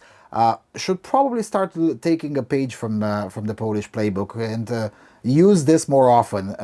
The perfect reply is yes and.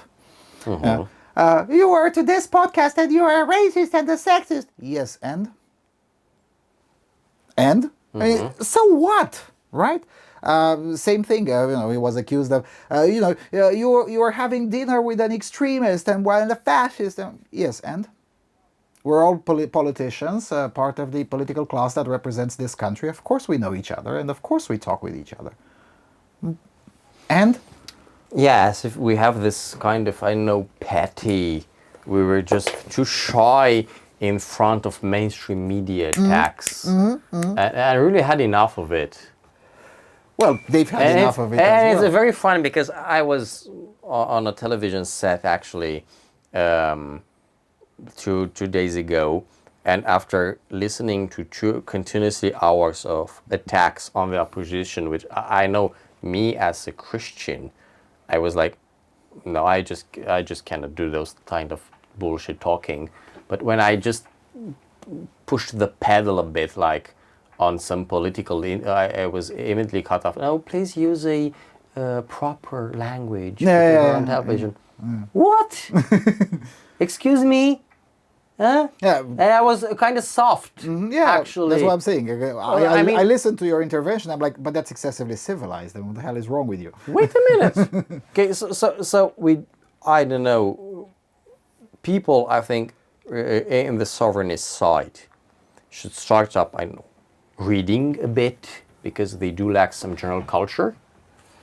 There are only a few intellectual figures and this whole background. You only have those, list of intellectuals that only support the system candidate every time in Romanian politics.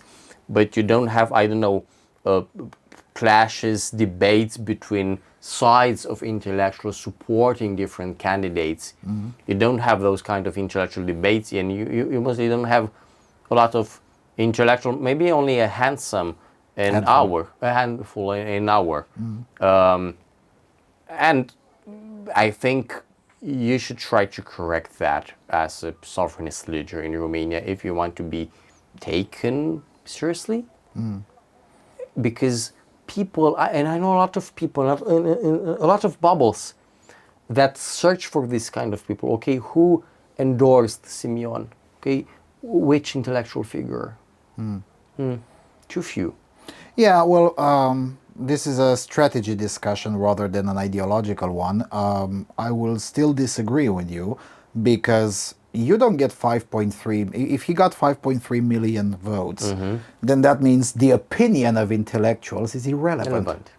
All right. So maybe 100 people, maybe 1,000 people who ask which intellectual. Well, I know the people that voted for Simeon in the first round and for Nicușor in the second one. Yeah, that happened as well. I'm sure that did happen. But again, I do not agree at all with your stance on that, because in every single country of the collective West, the importance of intellectuals is in free fall, and it will not recover. Not this decade, not next decade. Never. No, I don't know about never. Never say never. But I don't think it will recover before 2040. Why? Because intellectuals have been terrible at PR and have created a terrible image about themselves, and they deserve it. Well, actually, I stated this idea 2 days ago, and I want also to say it in English. I think our greatest problem in Romania is that we have a lot of so-called public intellectuals, public, which are both public as in intellectuals that stay all day on Facebook creating a lot of nonsense and discussions as if they're paid to stay on Facebook. but public, as in publicly subsidized, linked with the state, or that even had political positions in certain Previous governments or- previous governments, all right, or establishments, and you have a lack of private intellectuals, people that just stood up on their own feet through private funds that aren't, in a way or another, let's say, supportive or supported of a political party, institution, and so on. And having maybe more private intellectuals would be actually the solution, because it could actually create the, let's say, the backbone of a future freedom movement, let's call it in general, for a future think tank. You have Yeah, no well- conservative think tanks in Romania. Yes, and I don't think we will ever have, or not ever again, but not So anytime still, soon. you need some investments in not necessarily academics, but specialists in certain areas. Yeah, and I don't think we'll have that anytime soon. And again, if we are to use the Polish example, they would have never had anyone anytime soon until the Law and Justice Party got into power and intentionally diverted funds, public funds, In that direction. from the left towards their own side. That was a very intentional policy decision. Whereas here, if we were to do that, I think I'm gonna wait by 2040. no. The thing is that getting an our government is actually more possible than people think. But if that government were to do exactly what I say, it would be more haram in sovereignist bubbles than in progressive bubbles. Because the progressives would be, well, of course they're going to divert funds away from us and to their own people. So they will whine about it on G4 Media, then ask for more money from Berlin to compensate, and that would be the end of the discussion. Okay, we'll fight harder next. I mean, they're accustomed to this happening to them, unlike the US, where now it's the first time that actually happens to them. But in Europe, this happens all the time, right? When Giorgia Meloni got into power, that was one of the first things she did. Redirected cultural funds from left-wing NGOs to right-wing NGOs. Again, that's something that happens all the time. But in Romania, just like in the US, that never happened. And if it were to happen, it would be more of a problem on the so-called right than on the so-called left. In a way, our government would lose support from doing this from its own people rather than although I don't like to say it, it still remains true that in countries where you don't have such a pre-existent establishment, and post-communist countries are in this situation because they're post-communist, one way is to give a nudge using public funds at first. But this only... Just a nudge. Yeah, but this only happened in Poland and Hungary, and it was an intentional political decision, which would be very unpopular to do here. And it worked. Yeah, it worked. I think I'm not saying sovereignist conservatives should actually start bidding for this idea in their own bubbles, so that after 2028, it won't start backfiring if it happens. No, you mean to do priming and seeding, right? Yeah. Yeah, but again, that will it's a lot more unpopular here than it was in Poland and in Hungary, and that's a fixture of of this place. Right? Context. The context here, because again, the non-leftists in Romania are more consistently non-leftist, less ideologically promiscuous than the non-leftists in Poland or the non-leftists in Hungary, right? The non-leftists in Hungary, they may not like Orbanomics, but hey, it keeps our flourishing institutes alive, and it gives us what we want in terms of Brussels policy, in terms of other things that are not necessarily economics. So as a result, okay, we'll talk less about economics. We won't criticize Orban, but we also won't praise price controls, because that would be crazy. But we just won't talk about it because, trade-offs. Whereas in Romania, and this is true on the left as well, leftists are more consistently leftist than the leftists in Poland, for instance, right? The leftists in Poland are willing to work with Donald Tusk, even though they despise the guy, because hey, at least we get somewhat closer to power. And as Levica, as a left-wing party, we will never get into government. But if we help the liberals, maybe at least they won't throw us off of helicopters. We can catch something. We get something out of it, right? Whereas here, that's not the case. That's why you don't find parties like Sens or Repair, right, the far left here. They don't even make it to the parliament. They could, if we could just all unite and get 5% together and then join in the Social Democrats, they could get into the government. But they won't do that because they are more consistently leftist. And as a result, working with the centrist parties is haram to them. The same is true in our bubble. Right? You and I are some of the few people in this bubble who are more than willing to work with pretty much anyone if it forwards a certain political project agenda, or a certain policy, even a tiny policy or whatever, right? Soon enough, I'm going to have to go to the parliament to discuss with an MP that if the public were to know that I'm good friends with that MP, we're going to discuss gun legislation. It just happens to agree with me that the gun legislation here needs to be further liberalized. On pretty much anything else, we despise each other. But we agree on gun legislation. So, okay, let's make the gun legislation great again, slowly. Like 99 problems, but gun legislation Ain't one. Yeah, there you go, right. Same thing, hopefully in the next parliamentary session, I'm going to work again in the parliament for certain amendments on increasing freedom of association, such as to open up the possibility to have single-sex schools and things of that nature, right? Again, at least half of the people that I'll have to work with are straight-up progressives. They disagree with me on most things, but they happen to agree with me on this. According to the bubble, I shouldn't be working with those people because they're filthy leftists. And according to their own bubble, the same thing. You're working with the SOFA? Are you crazy? That's terrible. I can actually give an extreme example. I think it was after the pandemic, 21 or 22, and actually approached some our MPs on the idea of eliminating VAT for gas, for electric energy, and even for oil products based on the Polish model. And they suspended VAT for a while. And I was actually attacked as if, oh, you're progressive.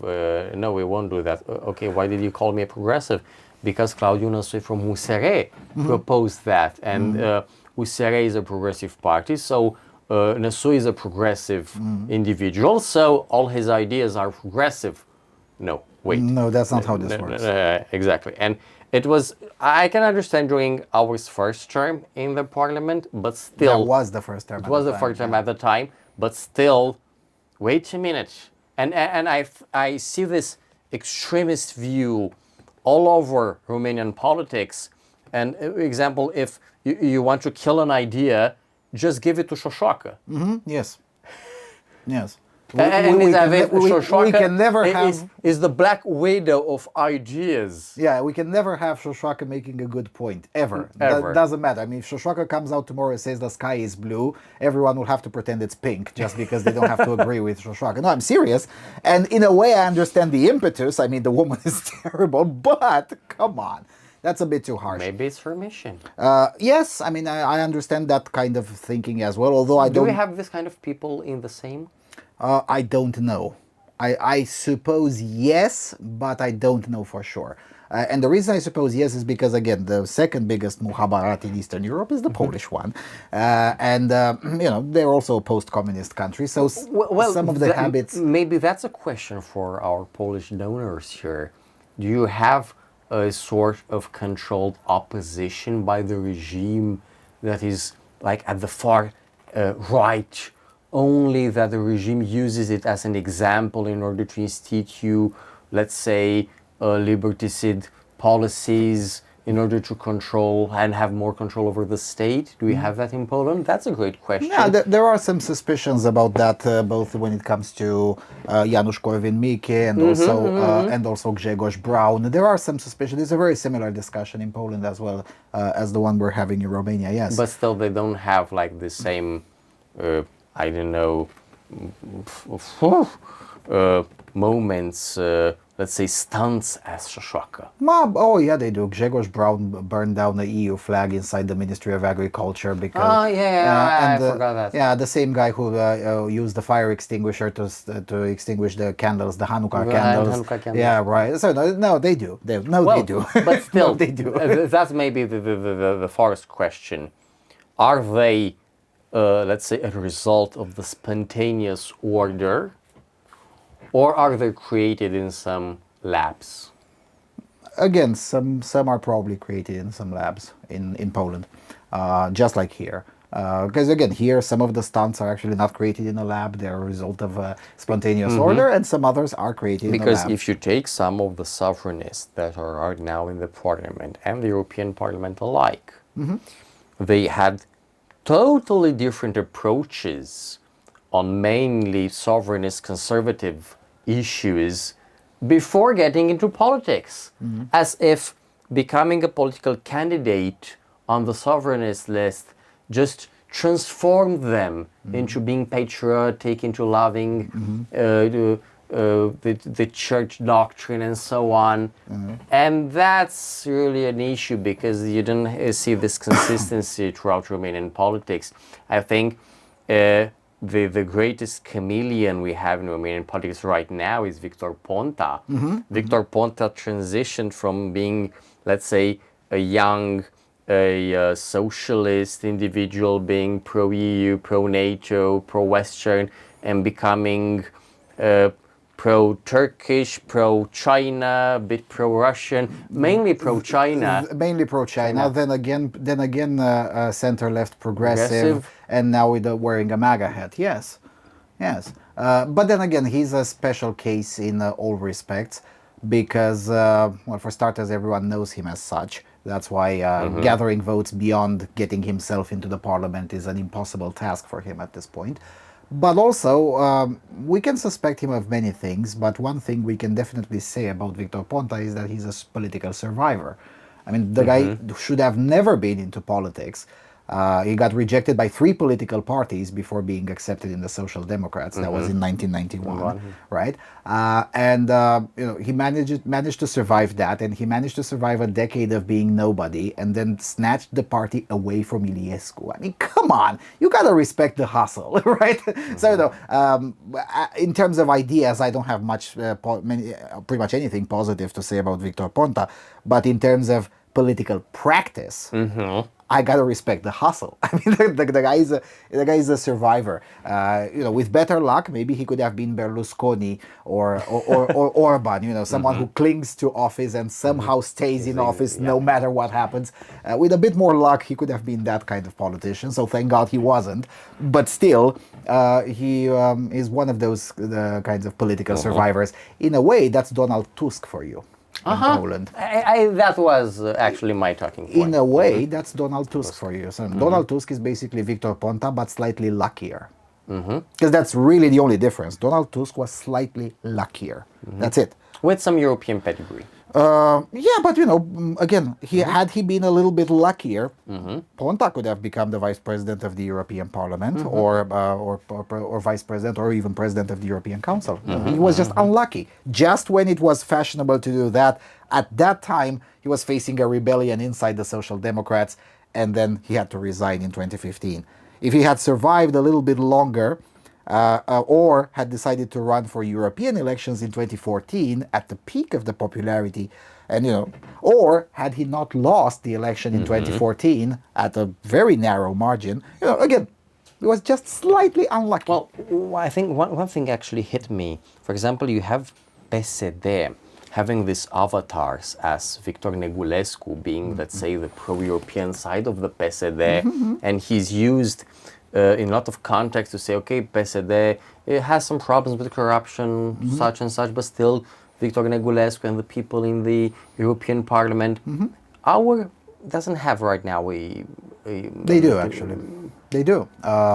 check out Mr. Axinia. Axinia, yes, Yeah, maybe. I mean, that guy is always a surprise. That guy is from our really. That guy is really good at policy, really good at. But isn't that promoted throughout the media? Now it is. Now it is using ECR funds.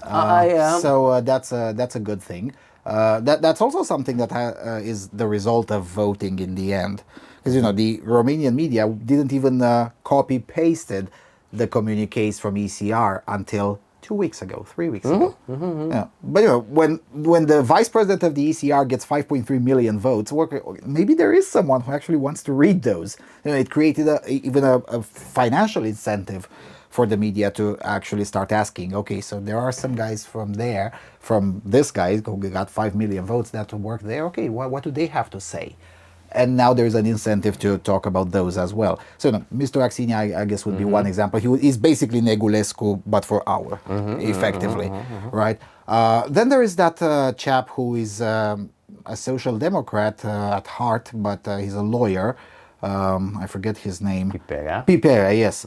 Who is stayed basically consistent. I mean, he's still a social democrat today in terms of economics. But in terms of judicial view, he's a sovereignist, and he was a sovereignist 10 years ago and 15 years ago as well, right? And when it comes to economics, it's like, no, Mr. Pipera, just shut the fuck up. But when it comes to the way he frames judicial affairs, it would be a mistake not to listen to him, because he's been right so many times, and he's actually remarkably good at framing these things. And the way we know this is by following the transcripts of the Judicial Committee in the European Parliament, where, of course, being him being the most senior member there, he gets a leadership position, because that's how these positions work in the European Parliament. And oftentimes a lot of initiatives no longer pass through the European Parliament because they cannot get the approval from the Judicial Committee, because he comes up with like 100 pages of how is this wrong procedurally, and fix this and then we can talk, and renders the bills unusable. Do we have like a Polish example for the same thing? No, actually. I can't think of a Polish Pipera, to be honest. Not in the European Parliament. Or at least a Polish Negulescu. There are quite a few of those. You can basically anyone from Platforma Obywatelska in their list. Pretty much all of those are like that. But from PiS? From PiS, not really, because all of the oxygen used to be sucked out of the room by Korwin-Mikke. The PiS MEPs are not that loudmouthed. They're really good policy wonks, but they're not loud. The loudness is left usually to the Italian members, or these days to the Romanian members of the ECR. And to be fair, that's actually not a bad strategy, because loudmouths is something we Southern Europeans do much better. So then there's that. That would be one of the questions from our members. Are there any members of Parliament that you like from a politics perspective? It can be European MEPs as well. Actually, I don't think so, because maybe I'm too picky on the issue, and it isn't as if I create allegiances to people.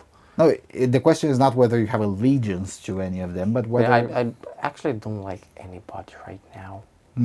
No. And I have some collaborations on certain issues, but I don't want to disclose them in public. Of course. Yeah. For the sake of a lobby. No. But still, no.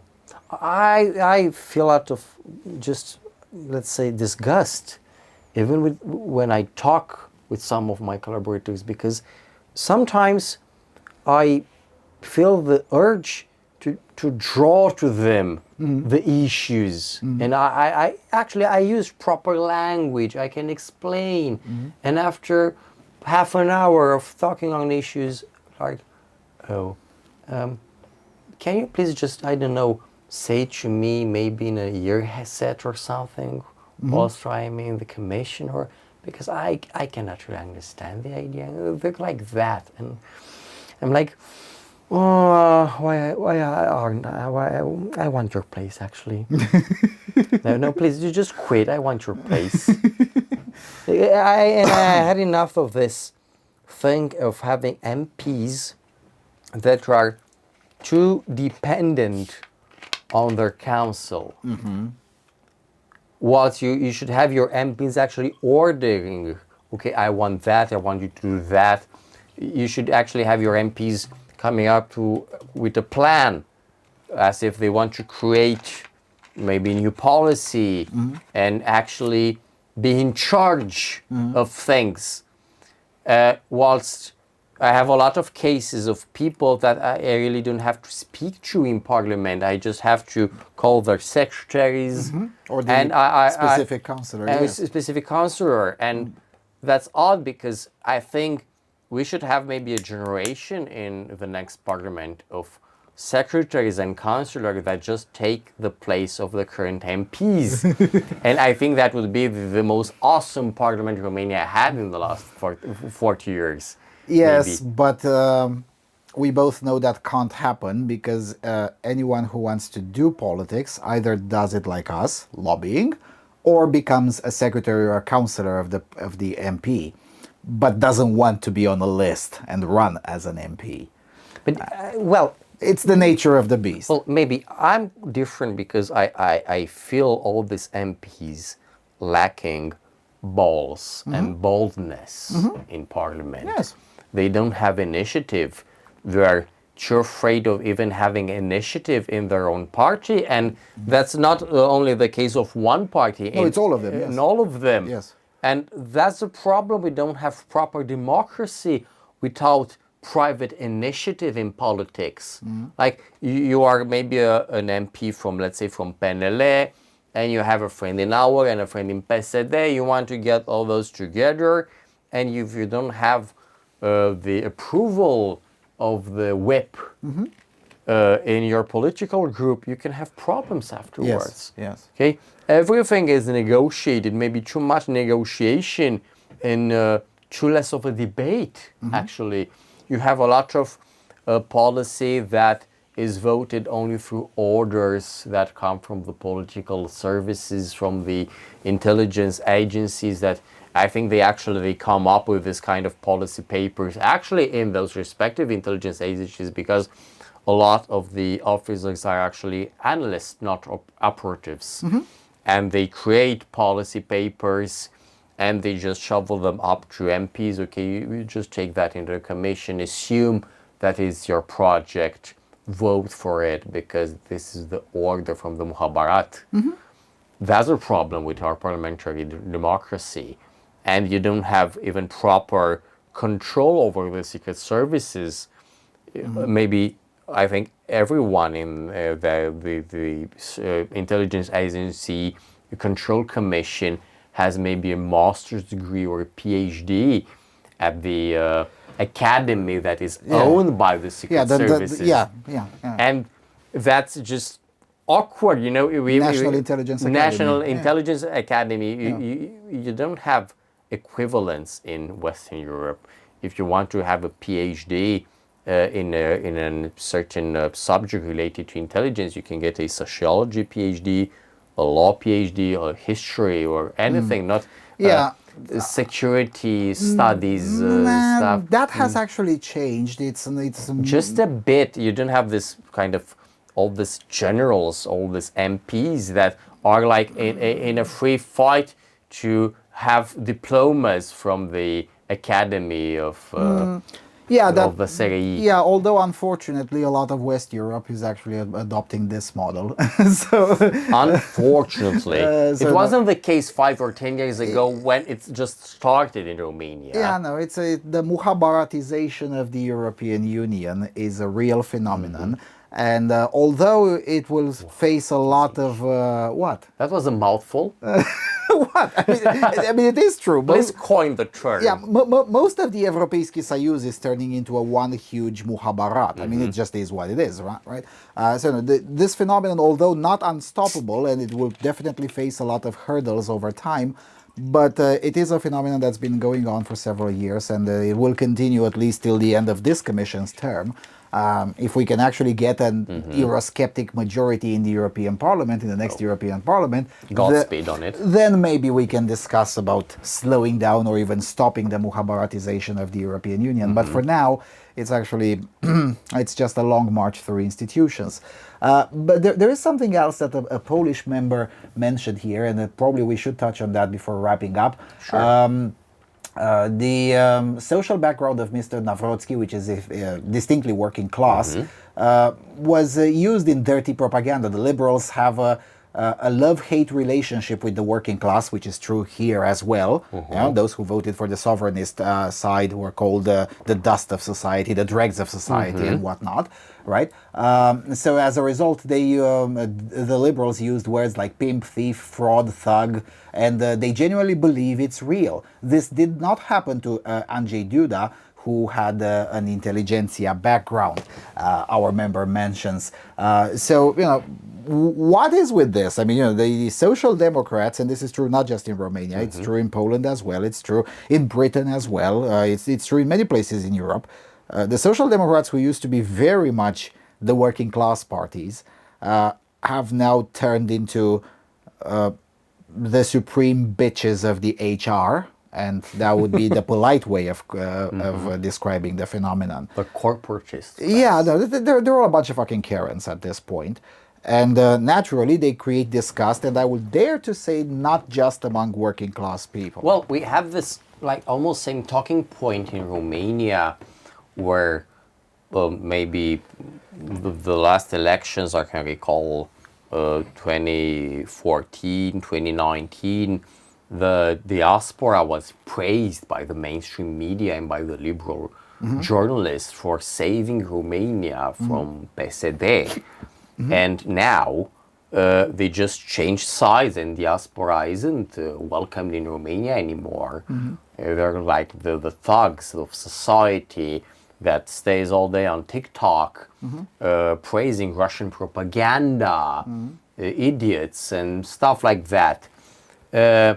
It's just, I think the idea that they got up to the point where actually class isn't as relevant as it were, 10, 20 years ago. Maybe class now is cultural affinity. Exactly. So Right. I think all this Marxist view of society related to class, I think it has come to an end right now, and we must state that.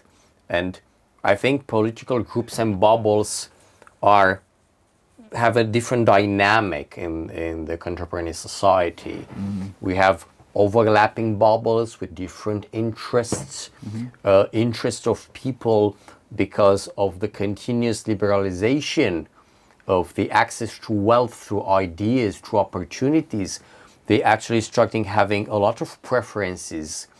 And if we don't see society through the lenses of methodological individualism, as the Austrian schools try to actually to do, and start seeing it just as a whole and speaking about classes, we will always get things wrong.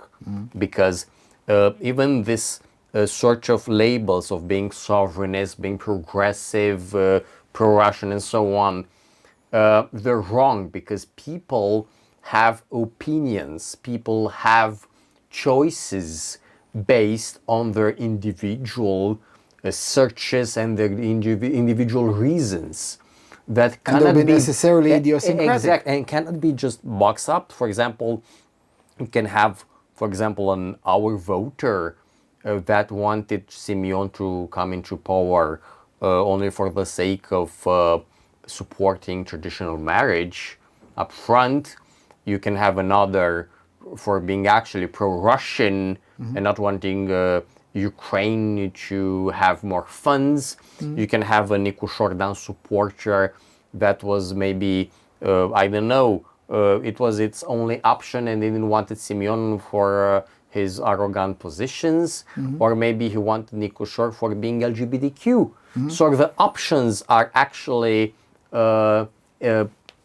let's say, infinite. Yes, and idiosyncratic. I mean, Exactly. I know honest-to-God pro-Russians who voted for Nicu Jordan. And they reflect Yeah. the whole the scale of different values, of different objectives individuals have in a society.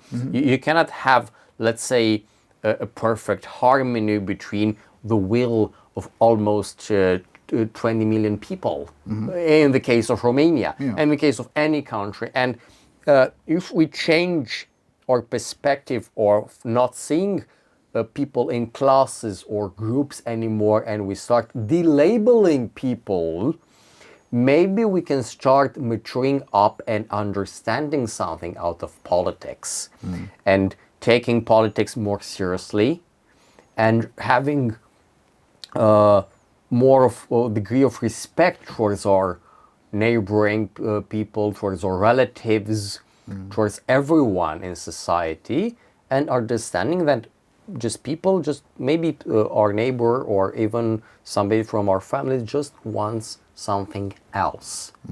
And the more we respect their decision and their freedom to say or believe something else, the better will be in general terms for society. Depends, but yeah, generally speaking, Generally I agree. speaking, yeah.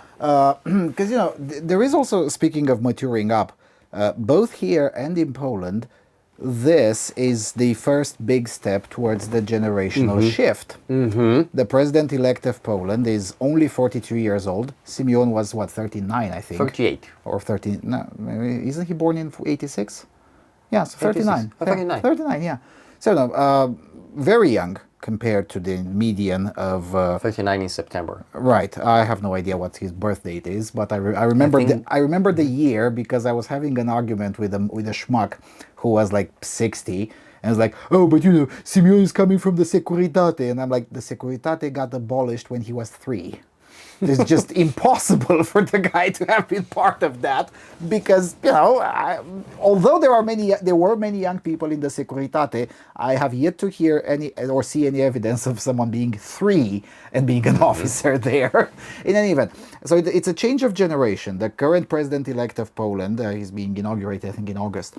I think the 6th or the 9th of August. Yeah, in August, yes. He's very much away from the current elite of Prawo i Sprawiedliwość, namely Mr. Kaczynski, right? So he's not as close to his inner circle as Andrzej Duda was and is, right? So it's a change of generations there. Here, the same thing. I mean, Nicu Jordan is also a different generation, even though he's 55. He started politics around the same time as George Simeon, and they're actually the same political generation. Yes, even though biologically Nicu Jordan is slightly older. He's 55, I think, something like that.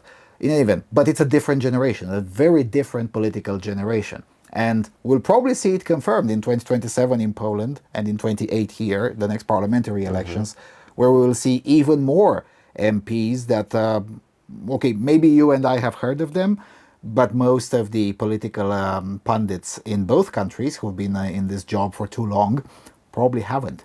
It's a change of generations, and although that's not necessarily a good thing, it's also something inevitable.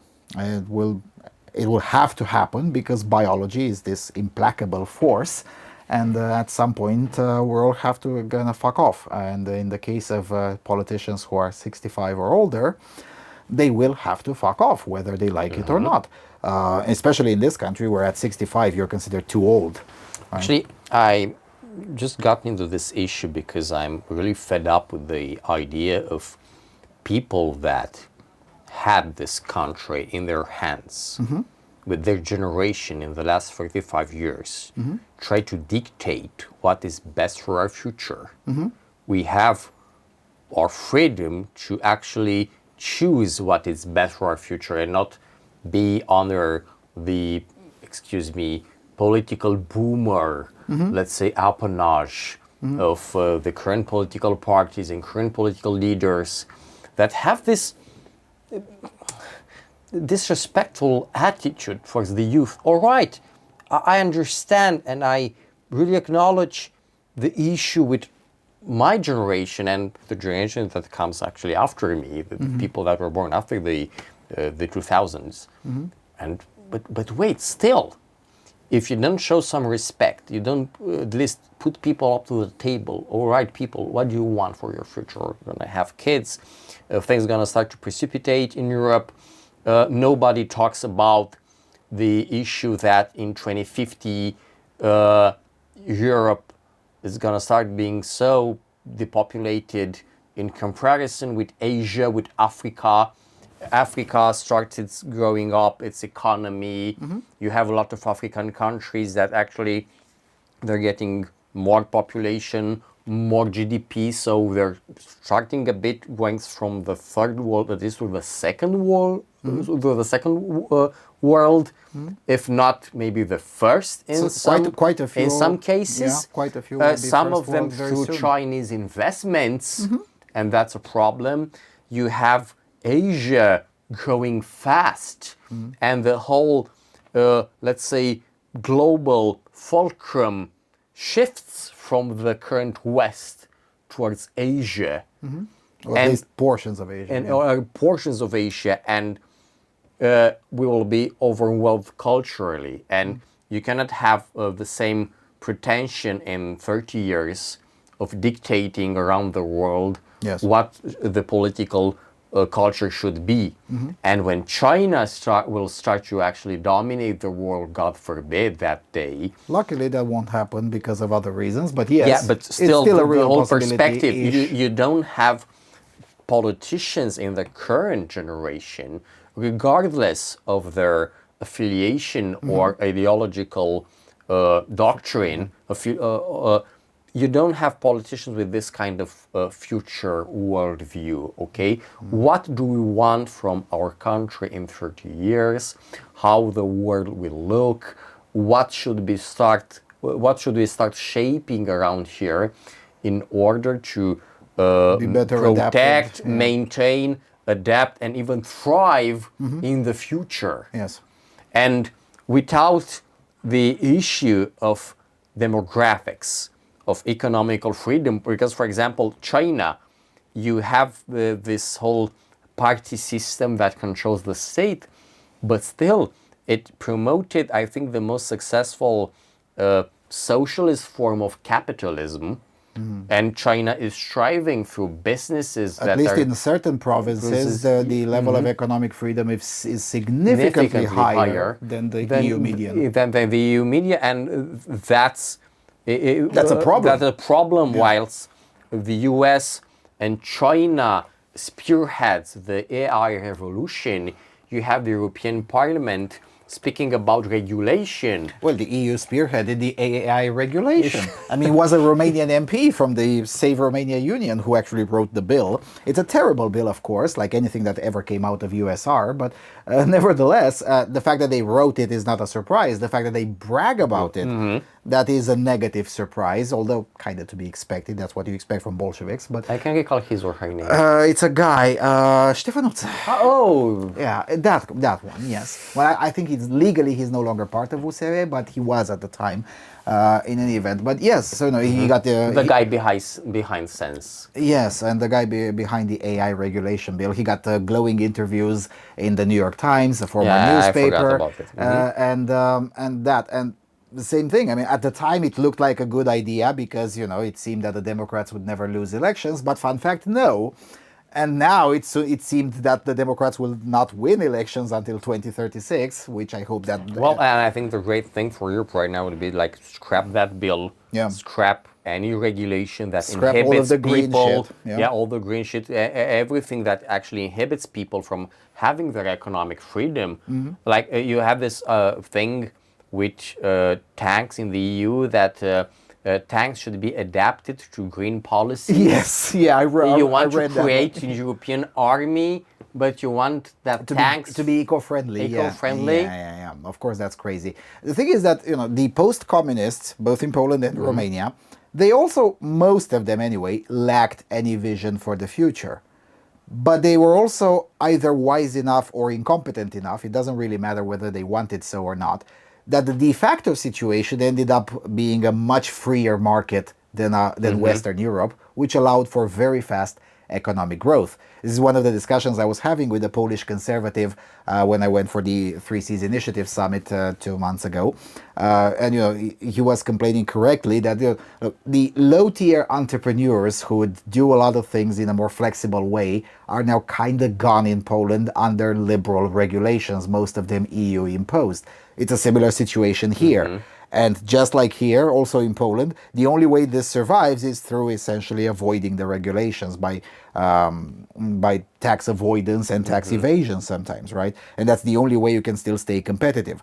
And that's a thing that is slowly starting to affect West Europe as well. It's no longer just the Eastern European problem, which is precisely why I'm overall a little bit happy that there is a more cooperation between conservatives, reactionaries, right-wingers, whatever you want to call them, from Lisbon to Warsaw or from Lisbon to Bucharest, right? Because at some point that will have to be addressed also at the European level. We're just buried under regulation. Good for Africa for growing fast, but if you look closer, the African countries that grow the fastest are exactly those that either by incompetence or wisdom, it doesn't matter, they created a de facto situation where there is no regulation. And it sounds just fuzzy to hear that you have more free market in some African countries than in Europe. Yes, this is absolutely the case. It's just mind-blowing. I know that, but that's the truth. And I travel in many African countries. I've seen it myself. I mean, it's not something that I've read in a book.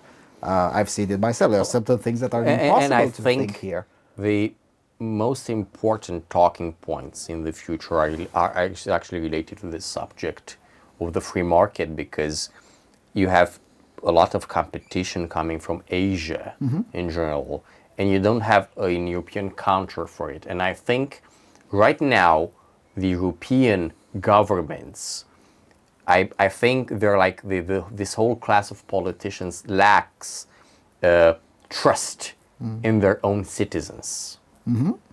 Is as if their citizens, the sole citizens actually voted and entrusted those governments and put them into power, are somehow conspiring against the state.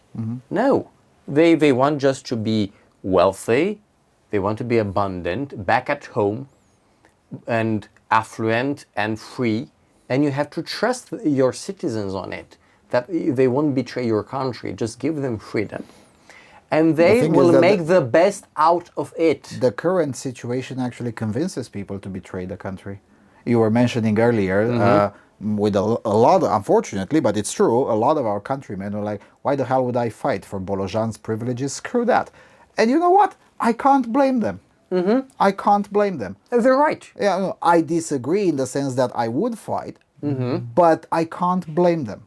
I really can't blame them, because and it's true in West Europe as well. How many British young white men would sign up today to fight a war to defend Britain? I'm telling you, very few of them. Yeah, whilst those refugee men would stay at home. No, of course. To rape your wife. Yeah, they're not citizens, so they have no military obligations. Yeah, there you go. And it's not a situation that is specific here. It's specific to most of Europe, and a lot of it is the fault of the political classes. But at some point, we will have to take some responsibility for it as well. Who votes for those people? Because they're not appointed by a supranational force most of the time. Another thing I think an important talking point would be to shift the discourse regarding diaspora, because both that's a specific to Romania. Both the Romanian and Polish nationalists were known both for their impressive technical skills. But in Poland the diaspora doesn't vote. So yeah, that's the difference. All right. Whilst, for example, that was one side. On the other side, you have the meme with the Polish toilet cleaners in Britain. And plumbers, yes. And the same thing, not plumbers was the thing, but with toilet cleaners. All right. You have the same thing with Romanian women just wiping arses for old people in Italy. So, is it let's say, did Romanian and Polish nationals and generally Eastern European nationals left their countries because they were thrown away economically by their corrupt governments, or they just saw the ascension to the European Union and getting into the free work market of the EU just as an opportunity to get more cash and invest it back home. It's a bit of both. Yeah. And not accepting the complexity of political phenomena. I think that's the greatest mistake of politics right now, everywhere, because you have a lot of talking points that only see the issue from one angle. You should actually try to see all the angles. And when you discover the complexity of a problem, you see that the issues, let's say the so-called issue, as we have it in Romania, how do we bring diaspora back home? You shouldn't solve it through... No. We just put out the question. They just came up with some... Every year they just come up with some initiative. Oh, another governmental program. We would give you, I don't know, some cash to come back home. Propaganda and so on. Well, no. Just give people their freedom. And if they would want to, they will come back home, seeing more opportunity in coming back home than the opportunity that was offered to them 5, 10, 15, 20 years ago. To a certain extent, that is already happening in both countries. Yeah. But the problem that arises with that, at least for the establishment, for the liberals, is that those people, having lived in the progressively enlightened West Europe, they come back hardcore conservative. Yes, they come back and vote for the far right. The running meme in Poland is that anyone who has lived in West Europe is definitely a hardcore Grzegorz Braun supporter, right? And that is because a lot of the people that went to work in Europe now have children of school and faculty age. Yes, and they see the degeneracy there, and it is that's completely degeneracy. Yeah, that is the word to be used. They see the degeneracy there, and they're like, we don't want that here, no matter the cost. And if the cost is the press calling us rubes and backwards shitheaders and fascists, fine, man, I'll be a Putinist if that. Well, it's better to be a Putinist than having a drag queen at my child's school. Yeah, or kindergarten. Yeah, all right. In all of Eastern Europe, it happened only once in Slovenia, and it was a huge scandal, obviously. So no, we just don't want that here. And that usually has served this whole region pretty well, because we generally avoid going crazy in line with West Europe, and we sometimes manage to stay sane for long enough until the fad goes away in West Europe. And I think that will turn out to be true with wokeness as well. We avoided going woke, and now the West is slowly either de-wokeizing. Yes, it's the de-wokification of society may take a while, but it has already started in some places very boldly, like in the US. In other places less boldly, like in France. But it's been happening all over the place. What's the talking point of progressives? I don't know anything actually about the Polish diaspora. Only some things related to the Polish Americans. But for example, the Germany-founded press in Romania actually posted a lot of articles regarding the issue, the so-called issue that the state is subsidizing with huge sums of money Romanian Orthodox churches abroad. And as if this is something like a bribe that is given from the political elite, mostly the PSD and the PNL, or the Romanian Orthodox Church, without accepting the truth that in those respective churches you have Sunday schools, people maintain their identity, their language through those churches without any state intervention, as if the state, in this respect, without giving money anymore to the so-called Department of Romanians from outside the borders, somehow outsourced this issue towards the church. I don't know who enlightened the state with this thing, as if, okay, the church is doing better than we do with our own political departments. All right, we're going to give money to the church because the church does a better job on the thing. And it works, but as if people, we don't want because the church is indoctrinating. Yeah, the anti-church bias exists in the Polish liberals as well, but I hear we should make the difference, the distinction, between Platforma Obywatelska, which is Tusk's party, and Koalicja Obywatelska. The coalition has an anti-church bias, but the mainstream liberals don't. Because again, the mainstream liberals are still also... It would be haram. Yeah, it would be haram, and they are also heirs of the Solidarność, of the Solidarity movement. So as a result, having an anti-church bias is really not a good idea. And I think the Polish Muhabarat didn't actually try to cultivate this sort of dissension between the people and the church. They couldn't, because the conservatives ended up in power in 2015 and they ruled for 8 years, and they got their chance to do judicial and muhabarat reform. They would have done it the same way they did it here, but because they were unlucky in the elections, that ended up not happening. Because again, luck plays a lot of... Whilst in Romania, we had a whole operation going around 10 years ago, actually, with the so-called case of the collective incident, where you had afterwards people protesting, well, through, let's say, rent-a-mob agencies, protesting not against the political power, but against the Romanian Orthodox Church, with the slogan, "We want hospitals, not cathedrals." Vrem spitale, nu catedrale in Romanian. And they started to create like this sort of, I don't know, leverage on the church. All right, we the system, we want something from you.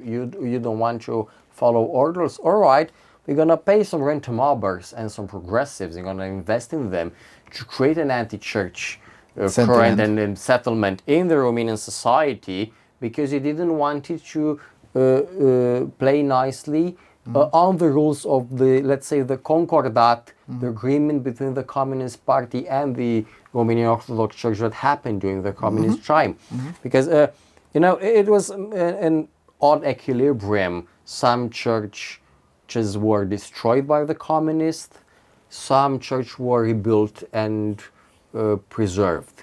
Some people were left, most of the people were left actually, let's say, a free form of a cult, but still you had a lot of political prisoner detainees, even under Ceausescu's regime, most notably Father Calciu Dumitreasa. And in this sort of a context, the church, I think in Romania now, it's fighting back somehow against the regime.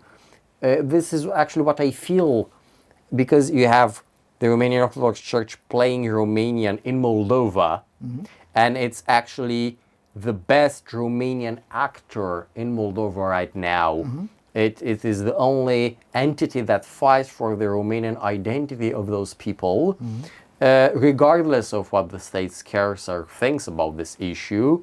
And on the same thing you have the regime just doing a lot of mumbo-jumbo, the idea of fascist resurgence of extremism in Romanian society. And you have the Romanian Orthodox Church. Okay, Iohannis told us that we were extremists for wanting a traditional family. How did he call us? Not fascist, but I forget. Extremist, something like that. Yeah, that was 7 years ago. And remembering what Iohannis said is not high on my priority. And actually, other than atât s-a putut. The Romanian Orthodox Church just slammed the regime with getting up into the synaxaries, the registers of the church, some lay priests and monk priests that suffered during the Orthodox time and made them saints. And that was like a slap on the regime face. But to be fair, nobody cared. Now, there is something... No, I insist. This kind of marginal topic that you just brought, I'm very tempted to edit it out, quite frankly, but I won't. All right. Because, this is the kind of marginal crap that actually keeps the non-left from advancing. Nobody cares. Please understand that. Nobody cares. No, I insist. No, nobody cares. In Poland, if you go with this kind of autistic crap in public, you lose votes from the right, because everyone is sick and tired of this boomerist crap. Nobody cares. I'm serious. It's a terrible tactic, and it's highly autistic. That was actually a question for you. No, it's highly autistic, and that's why Mr. Nawrocki was able to win. Because when this kind of autistic crap was given to him to comment on it, as the candidates from the right are expected, he's like, who the hell cares, mate? Now, Well, and a lot of Christian bubbles, and Yeah, no, not to be ignored in Romania. they have those in Poland as Yes, well. but it was actually that made a lot of people choose Simeon and not Nicu Șordan. Yeah, I know, but they do have those kinds of bubbles in Poland as well. But they managed to do the right, the mainstream right, managed to do a better job at negotiating effectively. Like, look, what do you guys need in terms of state policy? Oh, you want to be left alone on that topic? Okay, fine, we can do that. But in return, we want something as well, which is shut the hell up in mainstream polite society. You know, you can keep your you can keep your conferences, you can do your marches, whatever, not a problem. But when adults are discussing general public policy, we don't want to hear from you. Now that I have you here, did we have this sort of arrangements in Romania? Oh no, even proposing that would be haram. Well, that's the issue. Yeah, even proposing that would be haram. And the only way that can change is also through the generational change. Only generational change can achieve that. Unfortunately, and this is true both in Poland and in Romania, we are in a demographic winter. So the generational change will necessarily mean a smaller number of people, which on one hand is an advantage because there are fewer people to convince. But on the other hand, it will increase the power of really stubborn people, or of the extremists, if you want. Because if there are fewer people overall, then the same 100 extremists will be worth more rather than less. So yeah, that's going to be a huge issue. And it will be a weakness for a while anyway. Not forever, but for a while it will be a weakness because the progressives will inherently have the upper hand. Now, lucky for us, the progressives have stopped being the cool people over the last 5 years or so. So as a result, maybe we can negotiate that a little bit better. Maybe. At least the stupidity of the opposition should help. Even if we make a mistake, at least the fact that the opposition is no longer the cool people could probably help. To give an example with this extremism thingy. Please. Every year on the Independence Day of Poland in November, they have a huge march. Right, I've attended a few of those because it's always fun. Lucky you. Yeah, it's always fun to attend them. So I went in 2023, I went in 2017, 2018, and I'll probably go again in a few years. It's always fun to attend. Now, the thing is, if that kind of thing were to be organized in Romania, it would be a huge scandal, roughly because that is one of the few places, one of the few events in a year where the weirdest elements of the non-left are welcomed. Why? Because, well, they're most likely to even attend such marches anyway, so you can get the march to be bigger if you include all of the weirdos. But if that were to be held in Romania, it would be a huge scandal, and that was one of the arguments for Mr. Nawrocki, because under Rafał Trzaskowski since 2018, I remember because I was in the train heading towards Warsaw to attend the centenary march in 2018. Poland turned 100, just like us, and the mayor, the newly elected mayor, Rafał Trzaskowski, tried to ban it, and it required presidential intervention, and the prime minister at the time was from Law and Justice, so eventually the march was held, but it required more or less a breach of local autonomy. The mayor had to be overridden because the mayor tried to do the same thing that it would be attempted in Romania, which is we can't have that march. Yeah, and that was one of Trzaskowski's yellow cards, actually. Yes. And we can't have the march because there will be extremists coming in. And to be fair, that is true. About 10% of the crowd are legit extremists and schizos and crazies. And I recall, actually, the Romanian press during those days